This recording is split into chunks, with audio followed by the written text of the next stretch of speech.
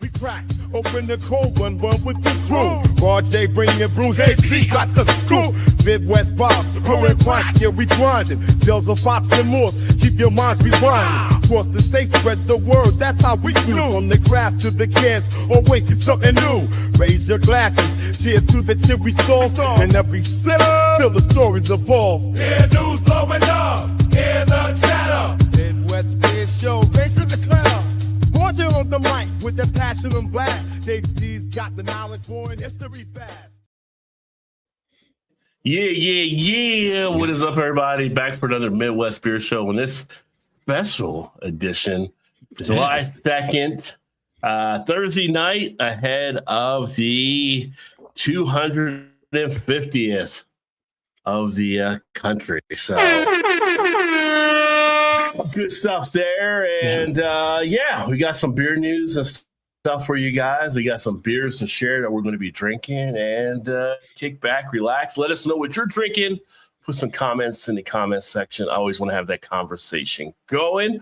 But great to see you again, my friend, post surgery. As you now have the other extremity being handled there. So it's not fun. We were talking before. The pain's getting to me there. So we'll see. It's all bruised and battered right now. I didn't think the scar was going to be that big, but that's going to be a nice size scar. It's weird. I've had rotator cuff surgery on my other arm, and there are 3 tiny little incisions. This is going to be like a 3-inch gouge here. Yeah. But nobody called the police on Ruby for elder abuse, right? No. It was actual surgery. Or the dog. As soon as I get home, she's like slapping me. And of course, she slaps me in this arm. I'm like, get away from me.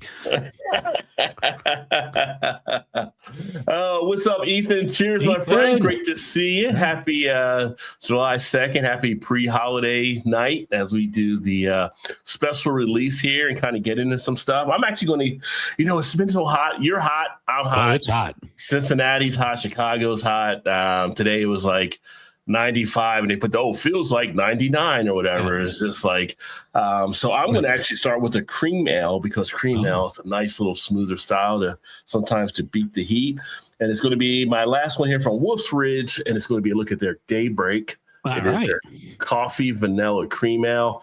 Wolf's Ridge does some very nice beers. If you ever get a chance to check them out, I definitely can't recommend them enough. They're up in the, I believe up in the Cleveland area. So shout out to Ginger Yeti, who's up there doing the beer tube thing, who I'll actually see next week down in Louisville, where we're having a few people getting together, and we're going to be doing some visits to some of the breweries, and that should be a good time. I'll share some of those details later on in the show as well. But looking forward to catching up with a few of the fellas and getting out there and doing that. Yeah. And I'm going to crack open from Indiana, Sun King. This is their GFJ India Pale Ale. I'm not going to judge it too harshly because looking at the can, Best Buy, and it's 2025. So, Benny's, you messed up. You messed up in the mix. No, I messed up. I should have looked at it. I should have looked at the date before I put it in the mix pack. But I'm like, I've never seen this at Benny's. It's got to be new. And shame on me. Well, we always say, check the date. Yeah. My arm's in a sling. It was hard to do. So yeah. Let's send them a note. You're taking advantage of the disabled here. Put the date on stuff. Rotate your beers in and out as they need to be. Smells good. I mean, it's definitely, if it's that old in an IPA, I'm not expecting a lot of bitterness. It's probably going to taste maltier, but let's give it a whirl.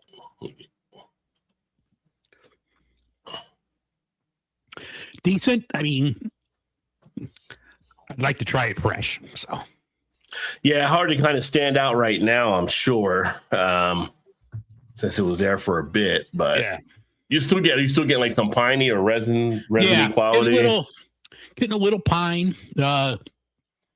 Definite like West Coast bitterness. Like you definitely taste the bitterness here. Trying to see if it has the IBUs listed on the can. It does not, but definitely old school West Coast. Not crystal clear, but definitely not hazy.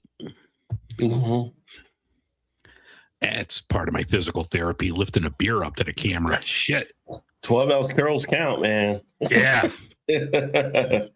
Yeah, this one comes in at 5% ABV. It is 14 IBU, as noted on the can.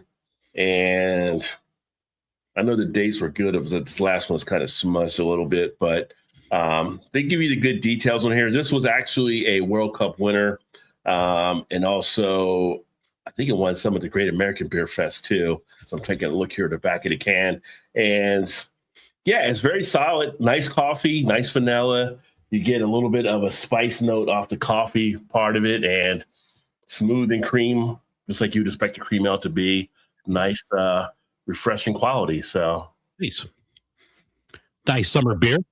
Yeah. Start getting into some of the bigger beers here in a bit as well. But yeah, so July 4th upcoming. Talk a little bit of stuff about that and everything. I'll ask you, we'll ask some of the viewers out here. July 4th, what are you putting in your 6-pack? Hard to say, it depends. It's so hot here. We're not hanging out. We're not going outside. There's no barbecues. It's just too hot.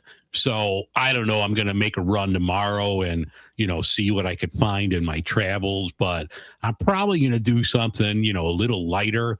I grabbed at Costco their Kolsch that's just fantastic. So that's a nice, easy drinking one. Maybe get something bourbon barrel aged just as a nightcap because it's a holiday, but I'm off of work now for a couple of weeks. Every day is a holiday to me. Very true. Very true. Yeah, I was thinking maybe like, because there are so many different types and different breweries out there, maybe like styles and stuff. So, something like a cream ale could be something there. We got Lasurgi saying a chelada. Nice. There you Chelada go. action ale. Yeah, I have a chelada in there. Definitely, you're getting them, I think, more of the lager type feel and some stuff. As we already know, that's happening anyway, but definitely a nice Pilsner would be something nice to have in there, I think. Yeah. Depending on what part of the day it is, I'll always make room for a Roush beer. So that can always work in my thing. It's kind of like, do you put an IPA? If you do an IPA, do you do a hazy? Do you do a West Coast? I feel like as you get into kind of this part of the year, I might be more leaning towards a hazy. If I put one IPA in, it might be a hazy IPA. I just feel like some of that fruitiness and stuff might kick in a little bit more for me. Yeah, the only thing with like the heat, like you don't want to be pounding down 7, 8, 9%, killer beers because you're just going to be wrecked. It's too hot outside. So yeah, I think definitely I'm going to lean into something more moderate. Have a couple of them, nice lagers. I'll have this Kolsch here from Kirkland and Kolsch, very nice. Yeah. Maybe I'll hit Dovetail or something tomorrow in my travels and see if I can. Maybe if I find a Roush beer, I'll get one in your honor. Yeah, well, there you go. Do you put an NA beer in the 6-pack? I would. I'd, get something from Go, something from Best Day, the two people that I've, worked with. I like their stuff a lot. So, yeah, it's a possibility. Okay, there you go. You kind of mix it up a little bit. And, speaking of beers you can put in a cooler, we can give you that first one free, or not us, but Anheuser-Busch, they're offering to cover 21 plus Americans beer tab to celebrate America's 250th birthday. I don't know if it's still available because it started like last week and I signed up as soon as I saw it. And actually, like 5 minutes before I logged on, I got the email. Oh, here's your link. So you get like one of those prepaid debit cards. You get like a virtual card with $6 on it. So I'm like, all right, maybe I'll just go to the store and get a couple stovepipes of Budweiser for. But you don't have to. You could use whatever you want to use it. You don't have to buy Budweiser. But I'm like, all right, you gave me the $6. I'll have a king of beers. Oh, okay. So I thought they were going to give you something. I know it's a digital card for the 6. Yeah. I thought it had to be something for Budweiser. No, you just sign up. Well. You just signed up, give them your name, your date of birth, your email address, and then like I said, and maybe 45 minutes ago, I got something email. Oh, here's your link to redeem your virtual card. So I'm like, all right. So I just added it to my wallet, and I'll use that to get a couple. Like I said, I'll probably get a stovepipe and a king of beers. There you go. Well, it does say while supplies last. So if you want to get that free beer, check them out. Check out the website.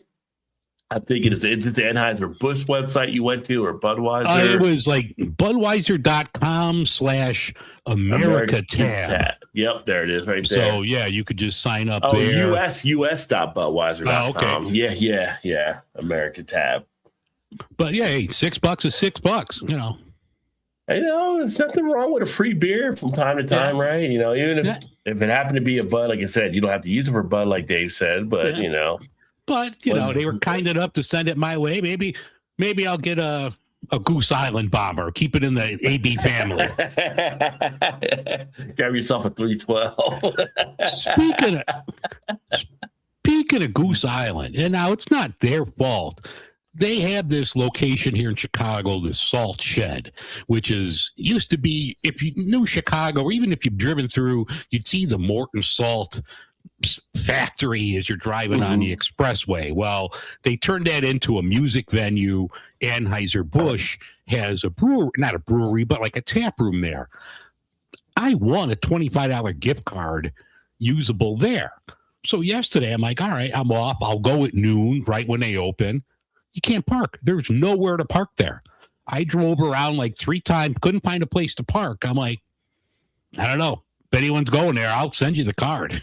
It's like, it was one of those things we mentioned. It's so hot. I'm not walking a mile away just to get a beer. No, it's too damn hot.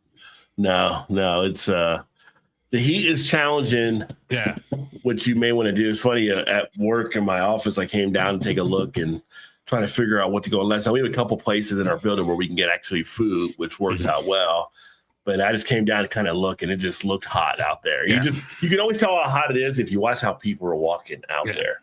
The slower they're walking, the hotter it usually is, right? So just turned around, stayed in the air conditioning, and went inside and got a sandwich or whatever. But I'm not walking any further than I need to when it's hot as it is. So even when we got a parking garage, like to walk from the elevator to the car, it's almost like really I couldn't get any closer.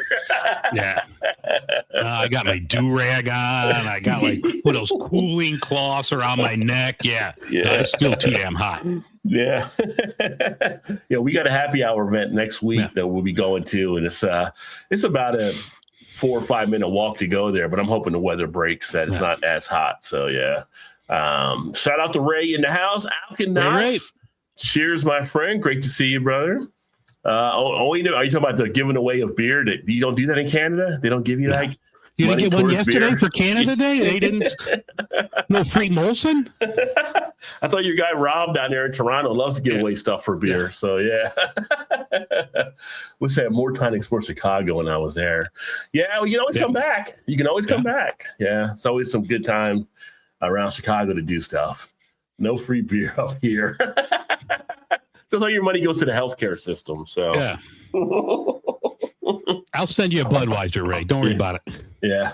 Which has been interesting watching just some of the reaction that people around the world have coming to America for the World Cup. Apparently some of the Europeans were just amazed at some of the places where they get free refills. Because they don't get free refills over there. So they're like, what's this refill thing?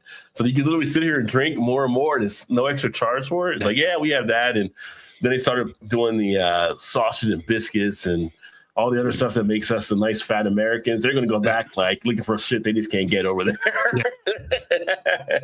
That food you're not finding the Waffle House. Waffle House in the UK. Yeah, I've seen some go to the Waffle House. I've seen some go to the Buc-ee's. There's stuff over here you're just not going to get over there. So enjoy it while you're here is what I say. Have fun for sure. But the World Cup has definitely been something interesting. I'm actually watching it more than I thought I ever would, but it's been pretty interesting thus far. Although we got kind of screwed in last night's game as far as the U.S. on a bad call, but I'll leave that for later. It is what it is. Not like we didn't know FIFA had some corrupt things around them anyway, so we take it as it is. But Anchor Brewing, a name from the past that kind of just lingers out there. I know you came across this. The workers are petitioning for reinstatement. And I guess there's some type of dispute taking place from what I've also seen between the new management and some of the previous workers. So anything else that you picked up from it there too? No, it's just the local there. They're trying to get their people back, which that's the job of a local. Yeah, you want to, get your jobs back if the people want it. I mean, it's been a couple years, maybe a lot of these people have found other work and they don't want to get back into it. But for those that do, the union's trying to get them back. They're saying, they could sign new union cards or whatever if they want to, like renegotiate or get something else. So I just thought that was pretty interesting. There's, been signs in the last month or so that, things might be coming back to life pretty soon with Anchor. So hopefully the people that were working there, prior to Sapporo shutting them down, hopefully they could get their jobs back. I mean, you're starting a brewery up, you'd like to have people that knew what they were doing ahead of time, know the equipment. So I think that would be a win-win for all parties. Yeah, I would agree on that. It'll be interesting to keep an eye on that to see what they do. In California, is one of the big union states as well. So, they stepped in like they do to try to protect the workers and get them back going again. And, it's been 3 years. Like reading the end of this article, it's been 3 years since they were shut down in July of 2023. So, yeah, I'm sure a lot of these people have found other gigs or whatever, but those that want to get back, it's only fair to bring them back, especially when your new ownership really doesn't come from the beer world. So I think the more people that you could get back that knows what's going on, they could help the company. And when they would know like a lot of the machinery and all that kind of stuff there too already, right? In LA, they're used to that production facility, so it would definitely work to get them back in the mix. Yeah. Ray says he has a Blizzard brew in the fridge. He wants to drink, but it may be a collector's item. Well, yeah, that's the life of beer reviewers and beer drinkers there, It's just like you take that risk, And he said, cheers. He had to run there, all but right. Great to have you stop in for a bit. Thanks for stopping by. Yeah. It's like some of those beers you pick up sometimes and you're like, I just want to drink a beer, but maybe you don't want to do a video or review it. And it's kind of like, then you have it. You're like, oh, I should have done a review. This is an excellent beer. So sometimes you just don't know. There's sometimes like you get home, it's a hard day at work. You're like, I just want a beer. I don't want to set up a camera. I don't want to, plug in the microphone and do all this. And halfway through it, you're like, God damn, that's a good beer. And we had Lakefront Brewery. Yeah, they launched its heat advisory menu to protect kitchen staff and maintain quality during summer heat. So that's kind of interesting. Yeah, that's cool for them. Yeah, I don't think I've ever seen anything like that before. No, up in Milwaukee, Lakefront puts out some really good stuff. So I mean, they're going to have lighter dishes, seasonal ingredients, something that's like quick prepped, so you're not going to have somebody standing over the griddle or standing over a stove all day long. So, cool for them. And, it's that hot out too. You want something lighter, pasta salad, something like that. You're not going to want to sit there and chow down on, T-bone or something like that, or a porterhouse. You want something light.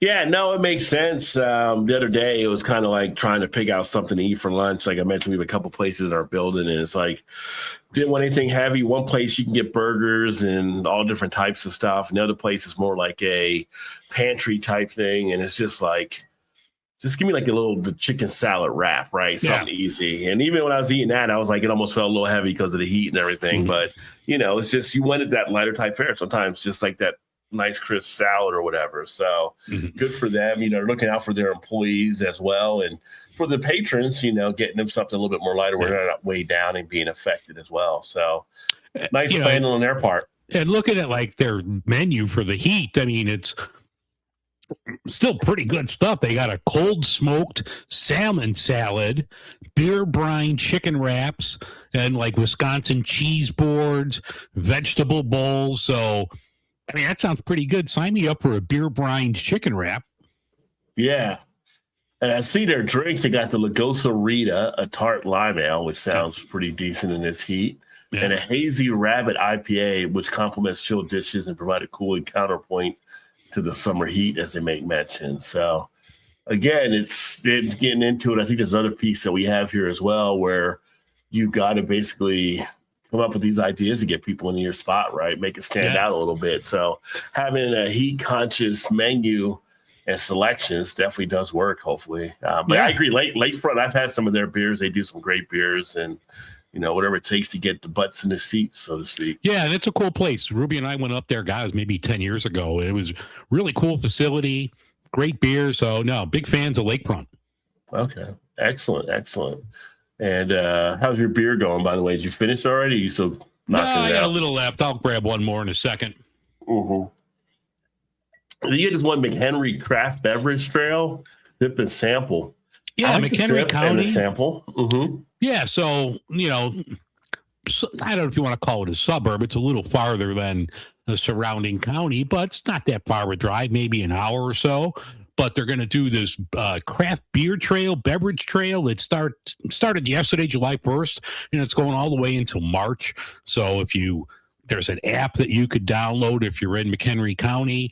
If you stop at these breweries or distilling places, I guess you could check in, and then if you hit all of them, you could get a T-shirt. So not bad if you're in the area, get a free shirt. It's only 8 locations to stop in and see, so you could knock that off in a good weekend.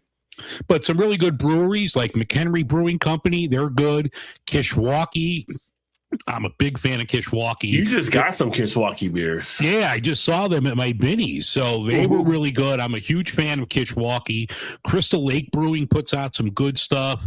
There's a place called Carey Ale House. I'm not familiar with them. Scorched Earth is really good. So Hopped is good, and More Brewing puts out some great stuff. So, a couple of these places I'm not sure about, but the ones I know of are really good. So stop, grab yourself a beer, get yourself a T-shirt. Or they do have Rush Creek Distillery. Grab yourself a whiskey, maybe, right? You could do that too. Yeah. So knock off. Not familiar with them, but that wouldn't stop me from going in and trying something. Yeah, wouldn't stop me either. So I would definitely give them a try there. What's up, Nate? Cheers. What's this channel content about?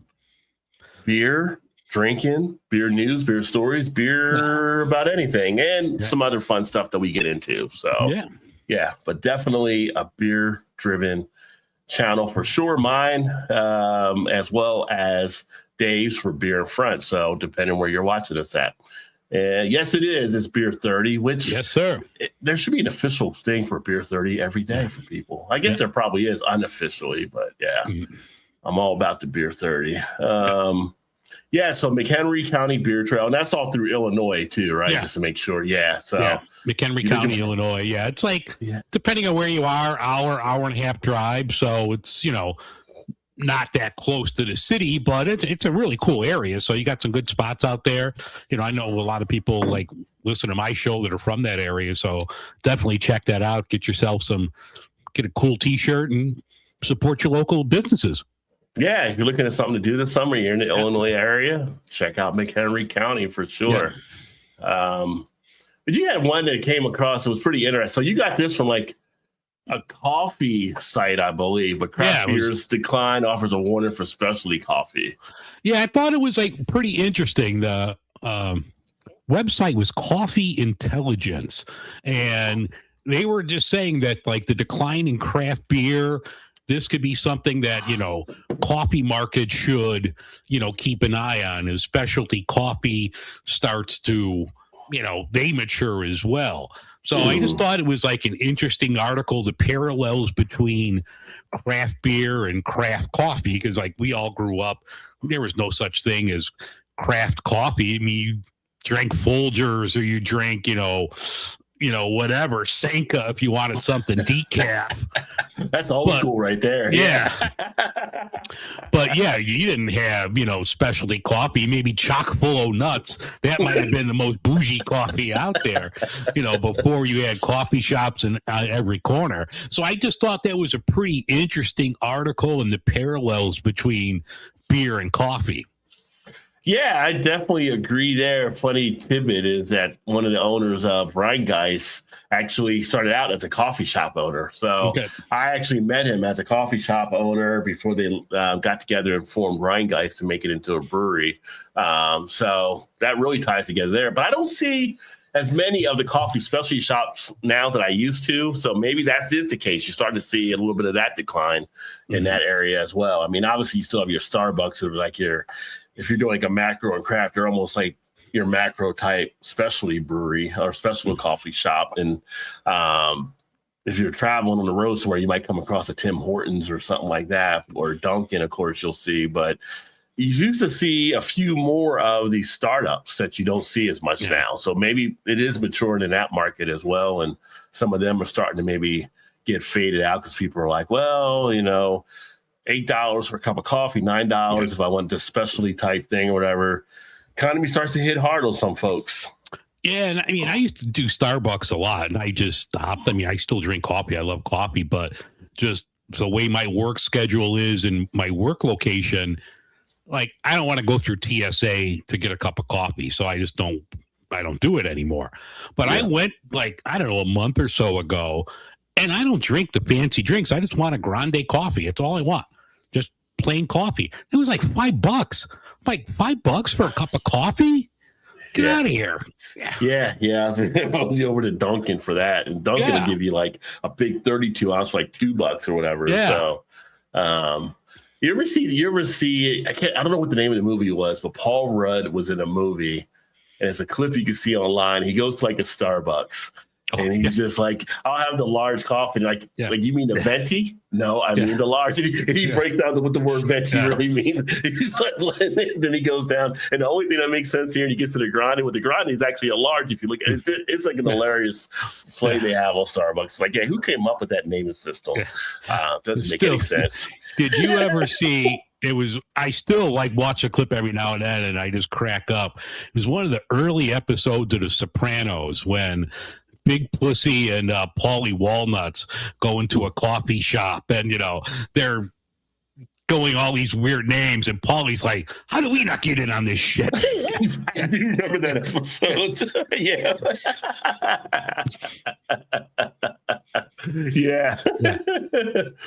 Yes, sir, Mark. Hanging out, talking beer in life. That's what we do. It's just a little bit of entertainment, having fun, enjoying some good beers we're coming across, so you guys know what to maybe look for out there, or hearing what you guys are drinking that we want to look for. Yeah. So let us know what you're drinking, and we'd like to share that kind of stuff. And both of us, both channels, Rod J BeerVentures, where you're watching now, and Beer in Front. We have all kinds of different stuff happening. We talk to a lot of people in the beer industry and share a lot of different things. So definitely make sure to subscribe to both as well if you haven't as of yet.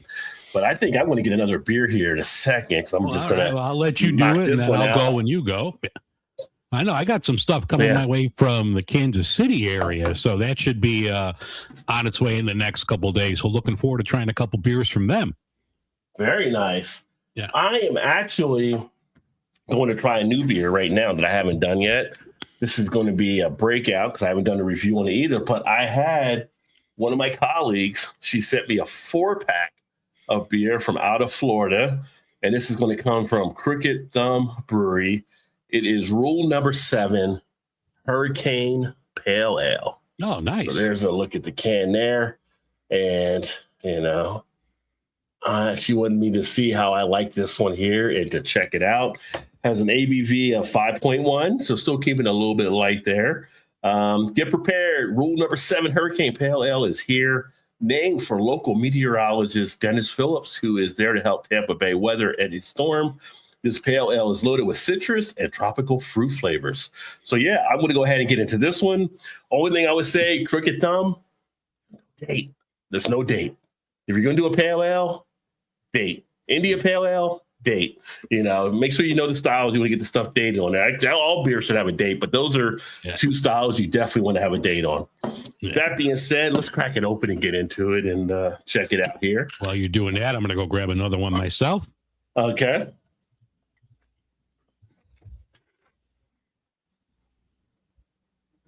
All right, there we go. Nice little pour. Get this one off. Cream ale was a nice one to get the party started. If you haven't had the cream ale style and you like something a little bit more lighter with that nice little bit of a creamy undertone, definitely check out some cream ale. One of the most underrated probably cream ales out there is one that really, I think, got it started, Genesee Cream Ale. I like to go back and try that from time to time. When you take a look at this beer, Nice clarity to it. See right into it. A lot of bubble action. Definitely getting some resiny type notes. It's got a little bit like a stone fruit type thing taking place, but not as heavy, coming out, a little bit faint. Would like to be a little bit more aromatic.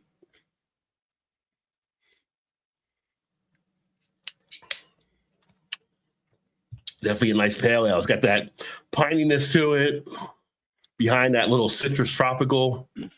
It is nice. It's not really as dry. It's got a nice little splash to it, which is a hurricane pale. I kind of feel like you're going to have hurricane on you with like a little splash type feel. Don't have it too drying on the back end, which is not. And yeah, it's pretty decent. So I'll have an upcoming review on this beer at some point. But so far, right off the bat, it's pretty tasty. Well, speaking of hurricanes, I'm going to have one from New Orleans. This is a Beta. I just saw this. This is their 40th anniversary beer. This is honey blonde ale. I used to drink a ton of a Beta. Like Turbo Dog was my beer. Like you could get Turbo Dog all the time. That was always like a classic beer. But congratulations to a Beta for their 40th anniversary. Congrats to them indeed.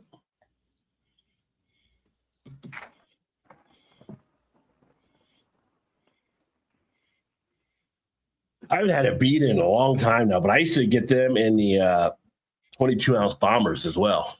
Yeah. They had the bomber section for some of their beers. That's a no. That's a no? No? Yeah. This almost tastes infected. This does not taste good. I got something for you on that one.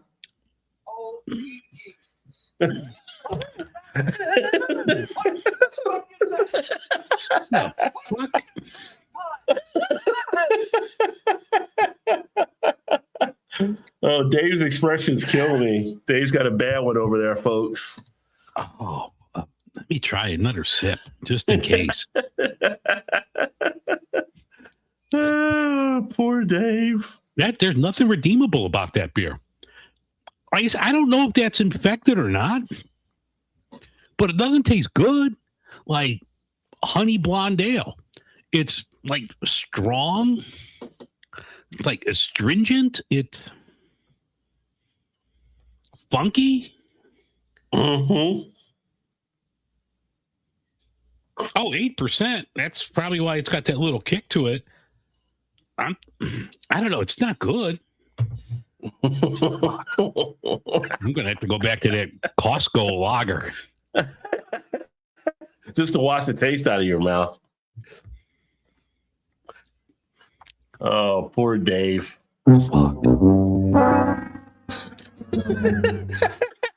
Painkillers and bad beer.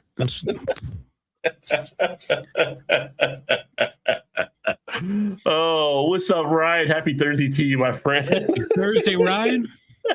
We're living through Dave's pain right now. Throw it out. Life is too short to drink bad beer. Yeah, I'm going to have another sip, and then if not, I'm going to the Kirkland, the Kolsch. There you go. I'd rather drink 40 ounces of Steel Reserve before I drink this shit. Yeah, 40 ounce Steel Reserve. You know what you're getting there. I haven't had a Steel Reserve in a long time. Good long time. Maybe we should do like an exploratory night and topic of malt liquor, you know. There we go. And its effect in the beer community and stuff like that, and have some different malt liquor brands to actually try and stuff. So could be an idea. Could be something to roll with. That's a Bumline episode. We got to get our brother Bumline on for that. Yeah, we get Bumline Bob on, so you can kind of share. You can kind of be our Yoda and walk us through the whole, the budget malt liquor type. I mean, I could get Steel Reserve here. Like, I know they got rid of Schlitz. I don't know if they're still making Schlitz malt liquor. Yeah. But did you hear about Schlitz, that they're actually seeing them maybe to try to bring it back now? Yeah, well, of course, because everybody was like, yeah. Yeah. But yeah, what else? What other? Well, we get Mickey's. We get Mickey's here. Yeah. Like, I'm sure you can find a Colt 45 somewhere. Colt 45 somewhere.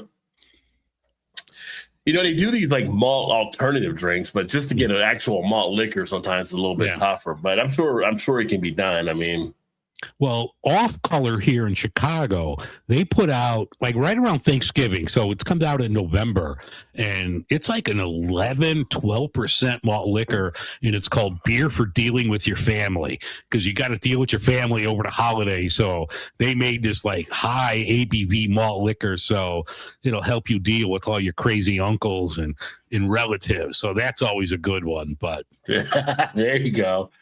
Isn't that what we talked about before? Like Natty Ice, they're bringing back. I think on one of the shows we were talking about them bringing that back now. Yeah. So I've done my share of Natty Ice, Keystone Ice, Milwaukee's Best Ice. I've been down those roads before. You know, I'm not afraid to take a walk in the middle of the night down those streets. I don't turn my nose off. It's just not usually the preferred way to go, but I'll do it if I need to or if I'm out there. You know. Well, we'll have to do that. The malt liquor episode will have to be on a Saturday show because we'll both be off on Sunday to we'll need that time. We don't move like we used to back in the day. It's funny just seeing some of how they dress up some of the Mad Dogs now with new flavors and new design. It's like it's still Mad Dog. It's still Mad Dog, and just stay away from it, you know. That beer hasn't gotten any better. I'll be right back. Okay. Poor Dave. Dave has to go replenish his beer and get a better tasting one than what he had there.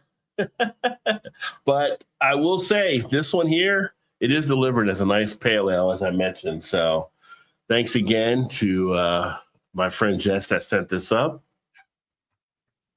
Love being able to try different beers from other locations. Be sure to have Billy D present for that episode. Yeah, that would be pretty cool. Is Billy D even still alive though? Didn't he die like a few years ago? I have to double check to make sure. Oh no, Billy D is still alive. Okay, he's still alive. Okay, yeah. So I have a patch, and I'll have to put it on one of my brewer shirts. It's a embroidered patch, a Billy D. Williams Colt 45 patch, and I have that, but I'll have to definitely like put it on a sleeve or something. So is that Matt now? Matt's in with Cincy Brewdads because Matt and Ryan are Cincy Brewdads. So Ryan is usually just under his, but now I see Cincy Brewdads, which maybe Matt is the one doing it. But the difference between Natty Light and Natty Ice, Natty Ice, it's an ice beer. So any of the ice beers, what they actually did is a different part of the process where they freeze it and then it ends up strengthening the alcohol when they actually go to defrost the alcohol back out. So that's how you get it to like the ice type form. So you have a higher ABV. The Natty Light is just basically like your watered down, like Bud Light, Coors Light, everything like that type beer. So you have more of a stronger body with the ice beer than you do with the light beer. Overall, taste-wise, I'm not sure that much of a difference. You're still going to be kind of in that natty road, but it's going to have a higher ABV. So if you're looking to get the party started quicker, your ice is going to be the one that's going to really kick it in. And you're only there for the ABV at that point. Oh, God, this is a good beer. You went to the Kolsch. The Kirkland Lager, this GABF award winner right here. This is a solid beer. I don't even know if I got to break that glass because I don't even want something else touching it. So I had to break out the glass that you sent me last year, the Ohio Beer Day. So cheers, Ohio. Yeah, shout out to the Ohio Beer Day. We actually got Ohio Burger Week coming up here, or Cincinnati Burger Week next week. And I shared on Instagram Sam Adams and the special burger they're releasing, which looks really good. So maybe to swing by there next week. You guys are outside on the porch doing I can't believe you guys are doing the porch beers as hot as it is outside because they're here in Cincinnati with me. So it's kind of like you guys got to be almost sweating out there. You boys better talc. You know, it's fucking hot. You better get some fresh balls, whatever you use. You get titty sweat. You got to talc, fellas. And Ryan said that's a Hellas. Right? So what you got there. So who actually brewed the beer for Kirkland under Kirkland? The Shoots, okay. So it won a GABF in 2023, a gold medal is a Munich style Helles.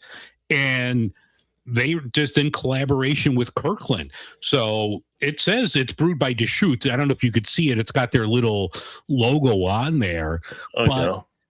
$12.99 for a 12-pack for a GABF gold-winning Helles. I mean, you can't go wrong with that. It's a rock-solid beer for the price. You know, every time I go, I don't go to Costco all that often, but whenever I go, I grab a 12-pack of it. Yeah. Which is kind of funny because you get that at Costco for $12.99. Now, had that been a Deschutes 12-pack, you're probably paying $19.99, right? So, yeah. But that's good for Deschutes. I mean, I'm sure that's probably, they're pumping out more of that than they are of fresh squeezed or anything else. Yeah. Matt, you're not wrong. I'm sure. I went out to put the trash out because today's our trash night, so I had to put the trash can out, and yeah, it was miserable. So I know how you're feeling out there. You definitely better shower to get back in. Yeah. It's definitely a sauna outside. Although right now it says, 90 degrees still. So hasn't even gotten into the 80s yet. 91 here. Yeah. 7 brewers were asked, what's the most underrated macro beer? Underrated, not overrated, underrated. Huh? Coming in, one of them is Kirin Original. I couldn't tell you the last time I had that. But I remember I didn't hate it. Yeah. Well, see, Kirin, I usually have when I'm like getting sushi at a restaurant, like if you have Sapporo or you have Kirin, right? So I'm having it if we're out like at a Japanese like steakhouse or a restaurant. But I don't hate it. And my wife actually she likes Kirin and she likes Sapporo and that stuff. I think it's it's decent for what they do. Yingling traditional lager, not another one I hate either. Coors Banquet. I think Coors as a macro, I've done it before. I've done a Coors review on the channel. I think it is one of the more underrated macro beers out there. So I can definitely agree with that. Superbock. Now, I've never come across Superbock. Superbock is a solid beer. It's probably the top beer in Portugal. So when I was there 2019, I drank a lot of that. That was fantastic beer. I love Superbock, and reading that it's popular in Massachusetts, I'm going to have to see if we could get that over here. I mean, no, that's just a solid macro beer. I drink that all the time. And that one is owned by Carlsberg. Okay, so I've had some Carlsberg beer before. Now, the next one, it's not underrated to me because it's the only beer I've ever had to drain pour somewhere. Yeah. Lanny Kugel Summer Shandy. It's too sweet for me. Yeah. I just feel like it's just not one of those ones I want to pick up and drink. And I've tried more than once. It's just not my thing. So that's one on the list I can't go with. That's diabetes right there in a can. Yeah, just go get a lemonade and call it a day. Yeah.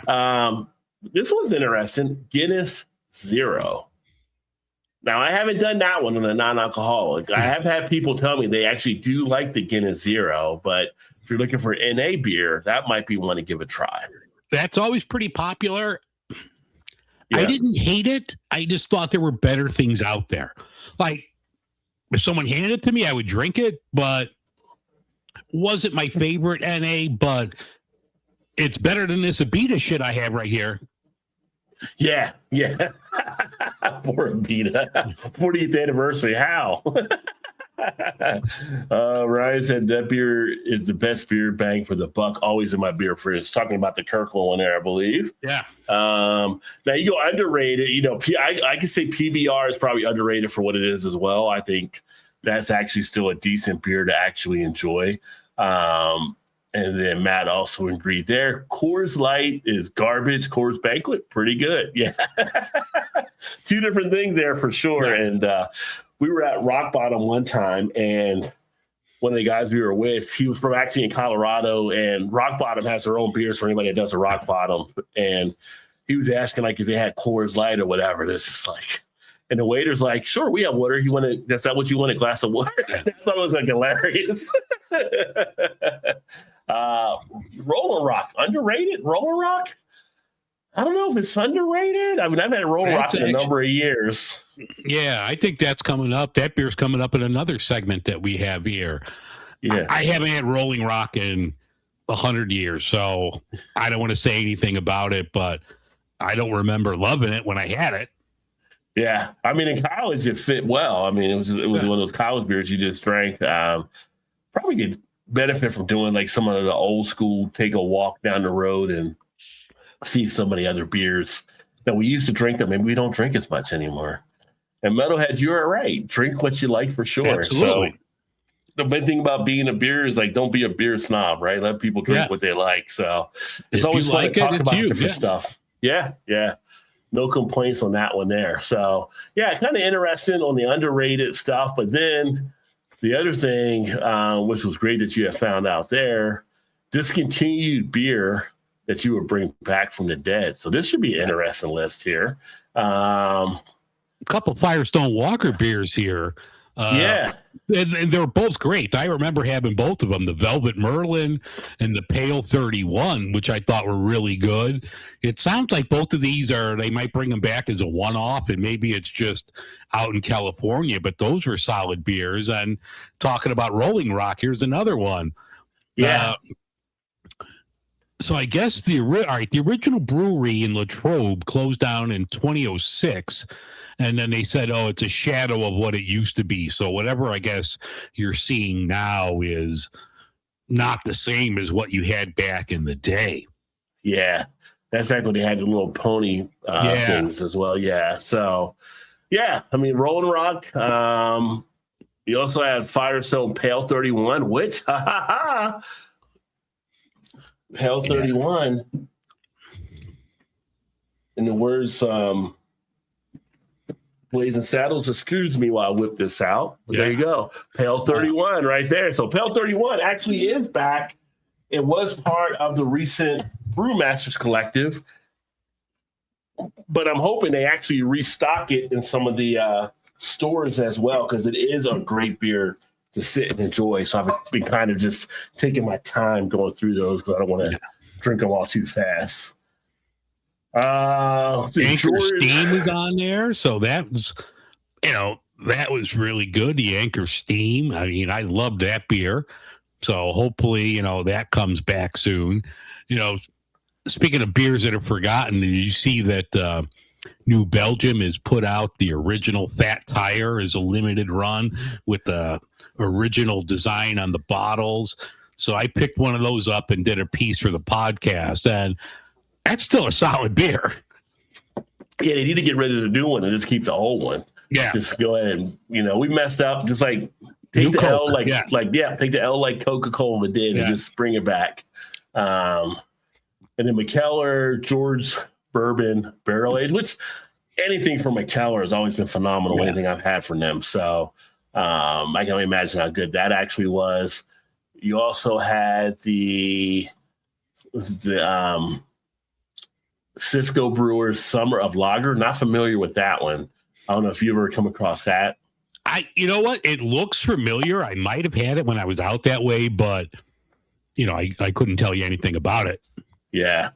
And then we have Westbrook in their Two Claw, which Westbrook does some great beers. So I haven't had a Two Claw, but would definitely check that out. But they do a lot of good stuff with their sours now too. So Westbrook is pretty decent. So any discontinued beers that you would actually bring back given the opportunity? To bring them back, yes, but would they sell? Probably not, because there's a reason they were discontinued. Like, I would love to have a Pete's Wicked Ale again.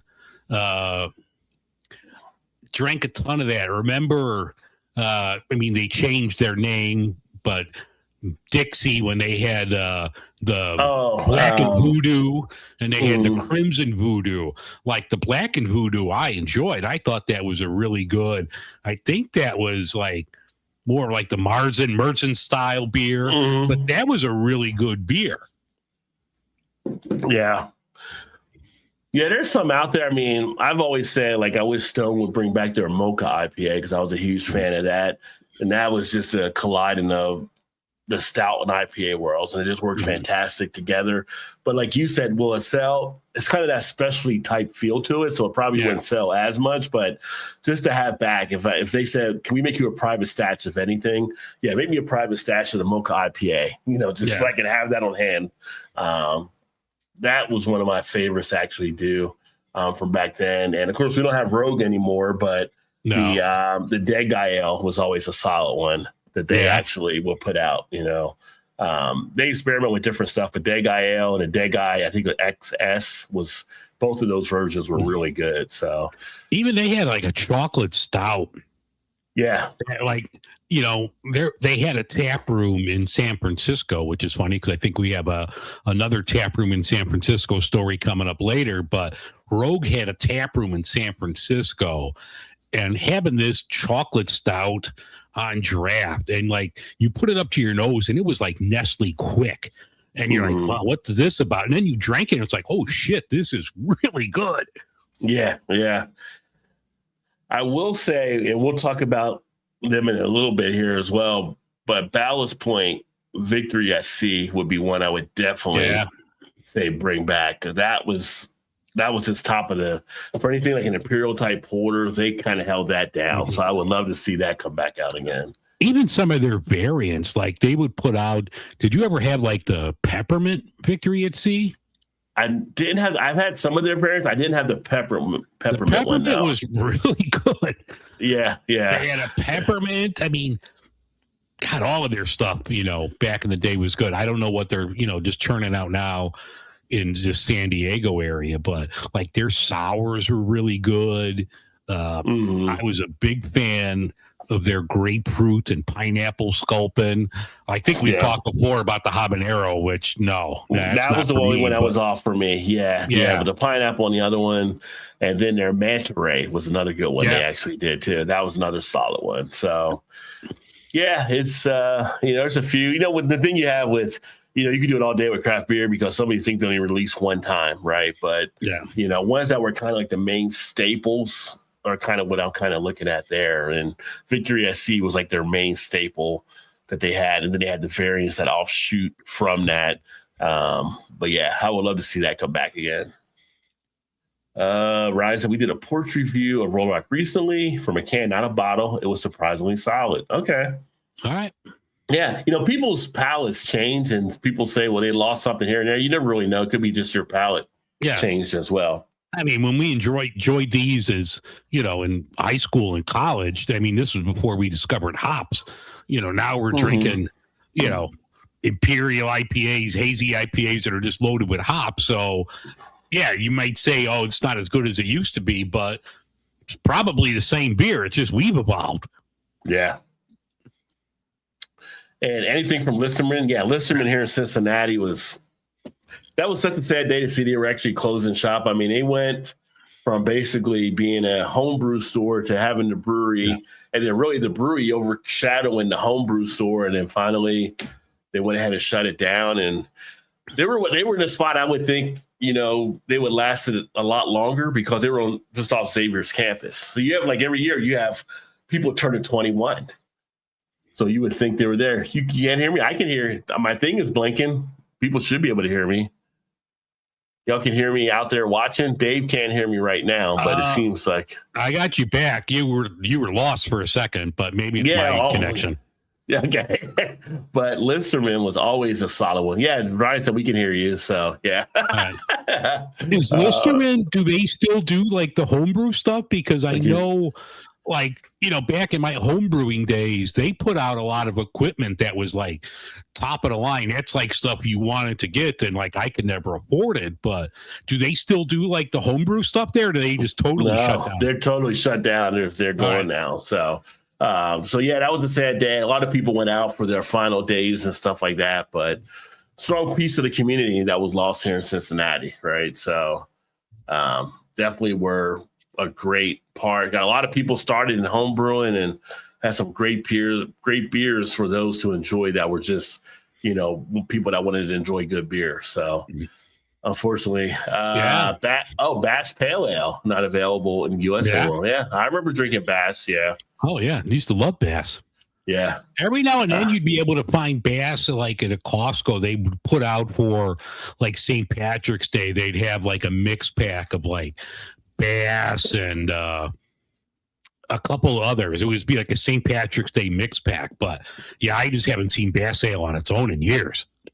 Yeah, I haven't either. I'll have to ask some of my buddies that are over there in the UK and stuff, because I know they're probably still drinking. Like I said, if it's not just here, they're probably getting it there. But then Tallgrass, Key Lime Pie, almost missed everything from our Shea Brewing as well. Yeah.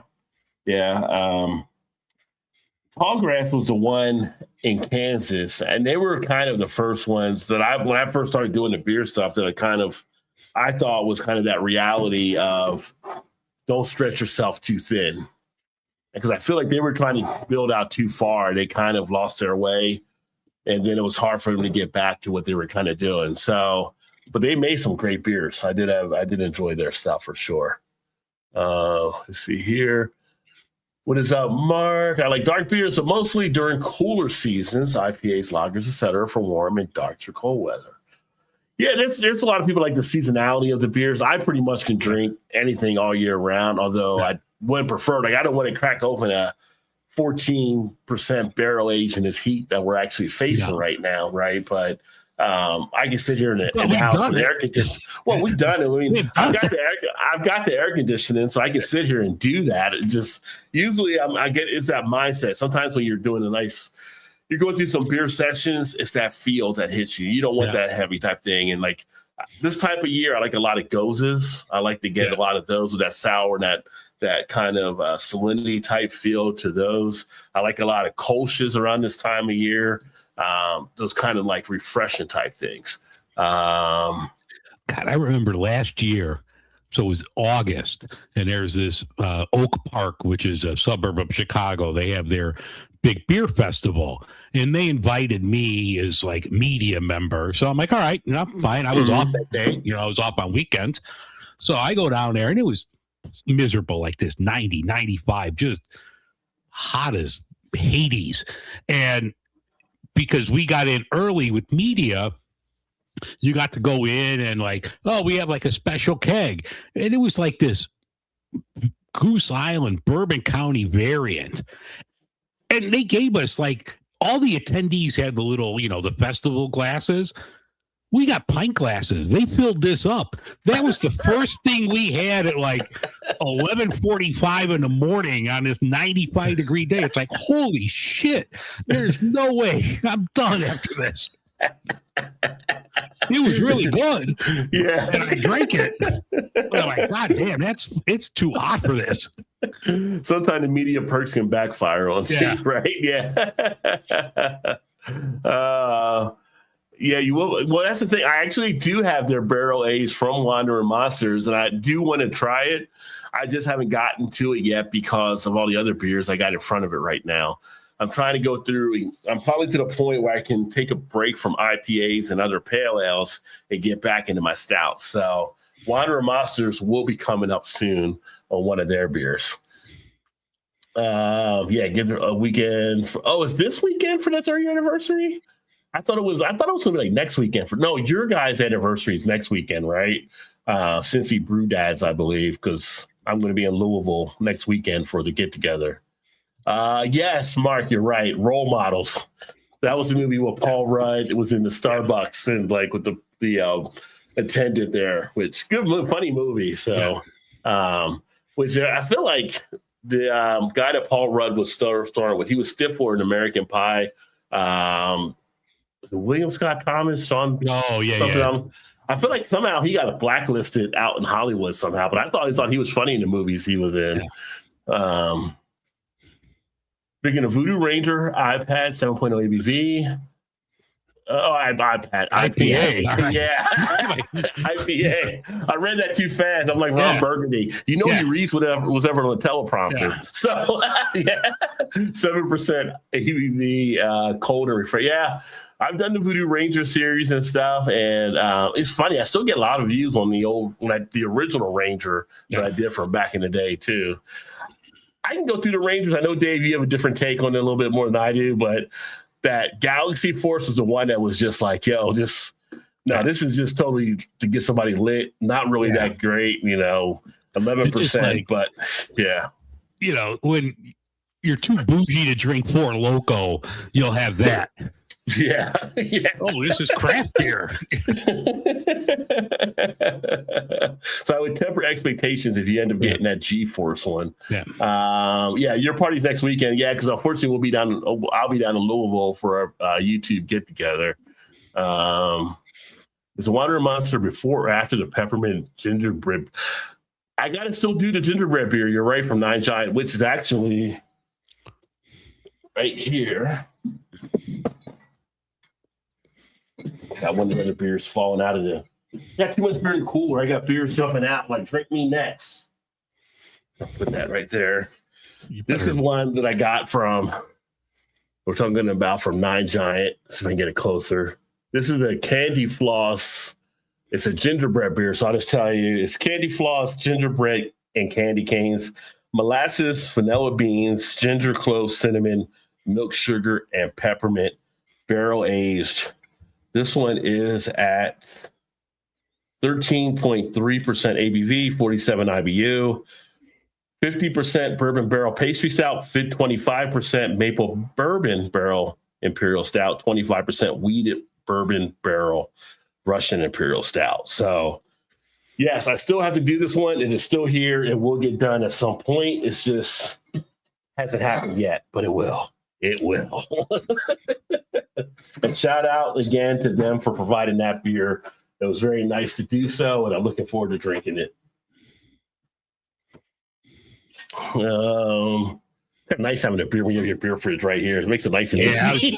I'm jealous. I gotta turn off the camera and walk to mine. It's in the same room, but yeah, well, I got this one here and I got the other one over there as well. So yeah, I have to redecorate soon. Voodoo Ranger IPA. Yeah, that's what I've done that one with the Voodoo Ranger. I've pretty much done.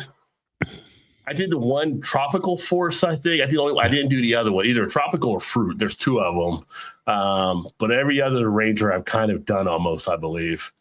Both sound great. Yeah, it's some great beer. I mean, we're in Cincinnati. We have a lot of great stuff here. Where Ryan and Cincy Brew Dads, they can just tell you we have so many good things to choose from. Dave's in Chicago. Dave has great stuff to choose from too, but Chicago is more known than Cincinnati, so we're still kind of like this hidden gem spot still. Drinking anyway. Don't you worry about that. Know what happened. Hoping to give you your initiation of Third Eye next week, Rod. Yeah, I've got to get out there. I just did a few of the Third Eye now on the channel. The next one I got is. And I got a milk stout in there from Third Eye I got to do as well. So, yeah, I'm going to get up to Third Eye at some point here for sure, probably in the next few weeks when I get back from Louisville. So it's not that far over there in Sharonville. But, again, they're getting great attention from around the country on stuff. Oh, let's see here. And then we had – this is one I think you had there too, right? Turning customers away. No, this is one I found actually. So it was interesting. Yeah, and this is something that kind of hit on stuff that we've been talking about before, and actually some of the recent videos that I've also shared. But Washington Beer Blog had a piece talking about if your tap room serves beer, you're turning customers away, and basically, again, talking about having to have a variety of different things nowadays for your brewery to be able to grow. So it was kind of interesting perspective, just something else out there basically saying you got to have more than just the beer at this point. Yeah. I don't know if you had a chance to take a look at it when I put it up there earlier, but it was, again, it's one of those reflection pieces. And as you explain it to folks, it's just like, just having the beer doesn't always get the people in anymore. What else do you have there to offer? Yeah, and it's like the article is pretty interesting. Like, you can't just put some random ass cider in there.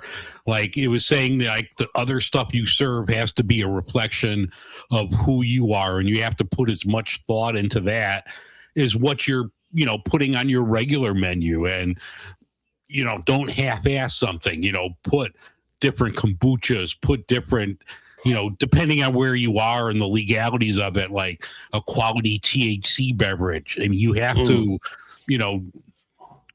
meet people where they are. And, you can't just put, oh, well, if you don't, you have dietary issues. Oh, here's Angry Orchard. No, you need to do better than that. You need to, put out a good product, no matter what it is. Right. And like you'll hear in the article, it talks about long gone are the days of saying if they don't want to drink my beer, they should go somewhere else. And they pretty much ran a survey. The survey says that's exactly what people are doing. They take their business and their beer drinking friends with them. I keep losing you. I'm going to log off and log back on because okay, something going on in your end there.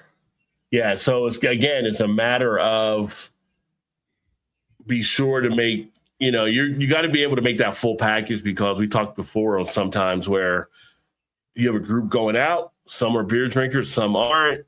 The more you have that can meet those non-beer drinkers, the more you can have a more successful opportunity with your business than having that, not having it. And all those other people go to somewhere else that does have what they're looking for. So it all comes into play. I think Dave was logging on and off. That's just him frozen right now on the screen. Peppermint beer, interesting, I guess. It's an interesting play. The beer itself, Mark, was done at the time of Christmas. So it's off the candy cane type feel with the stout. So that's why you have the peppermint involved in it. And I had the version that was non-Christmas version, and it's a fantastic barrel-aged beer. So I'm looking forward to get into this to see how that actually switches it up. Drinking NA Brew Athletic Upside Down Golden. Okay, nothing wrong with that as well. What do you think of that one there, Metalhead? I've had some of the Athletic. I usually drink some of the Go Brewing. I haven't had any of the, I think it's called Best Beer. I know Dave has had that, but occasionally we do the NA, the Deschutes. Black Butte NA I've had, which is actually a good one too. But I haven't come across that one from Athletic. I felt like the ones I had from Athletic were they were okay, but they weren't great. They didn't really win me over. But I have not had the one you're having right there with the upside down golden. Yeah. All right, Matt, great to have you pop in. Ryan's always here, so great to see you as well, my friend.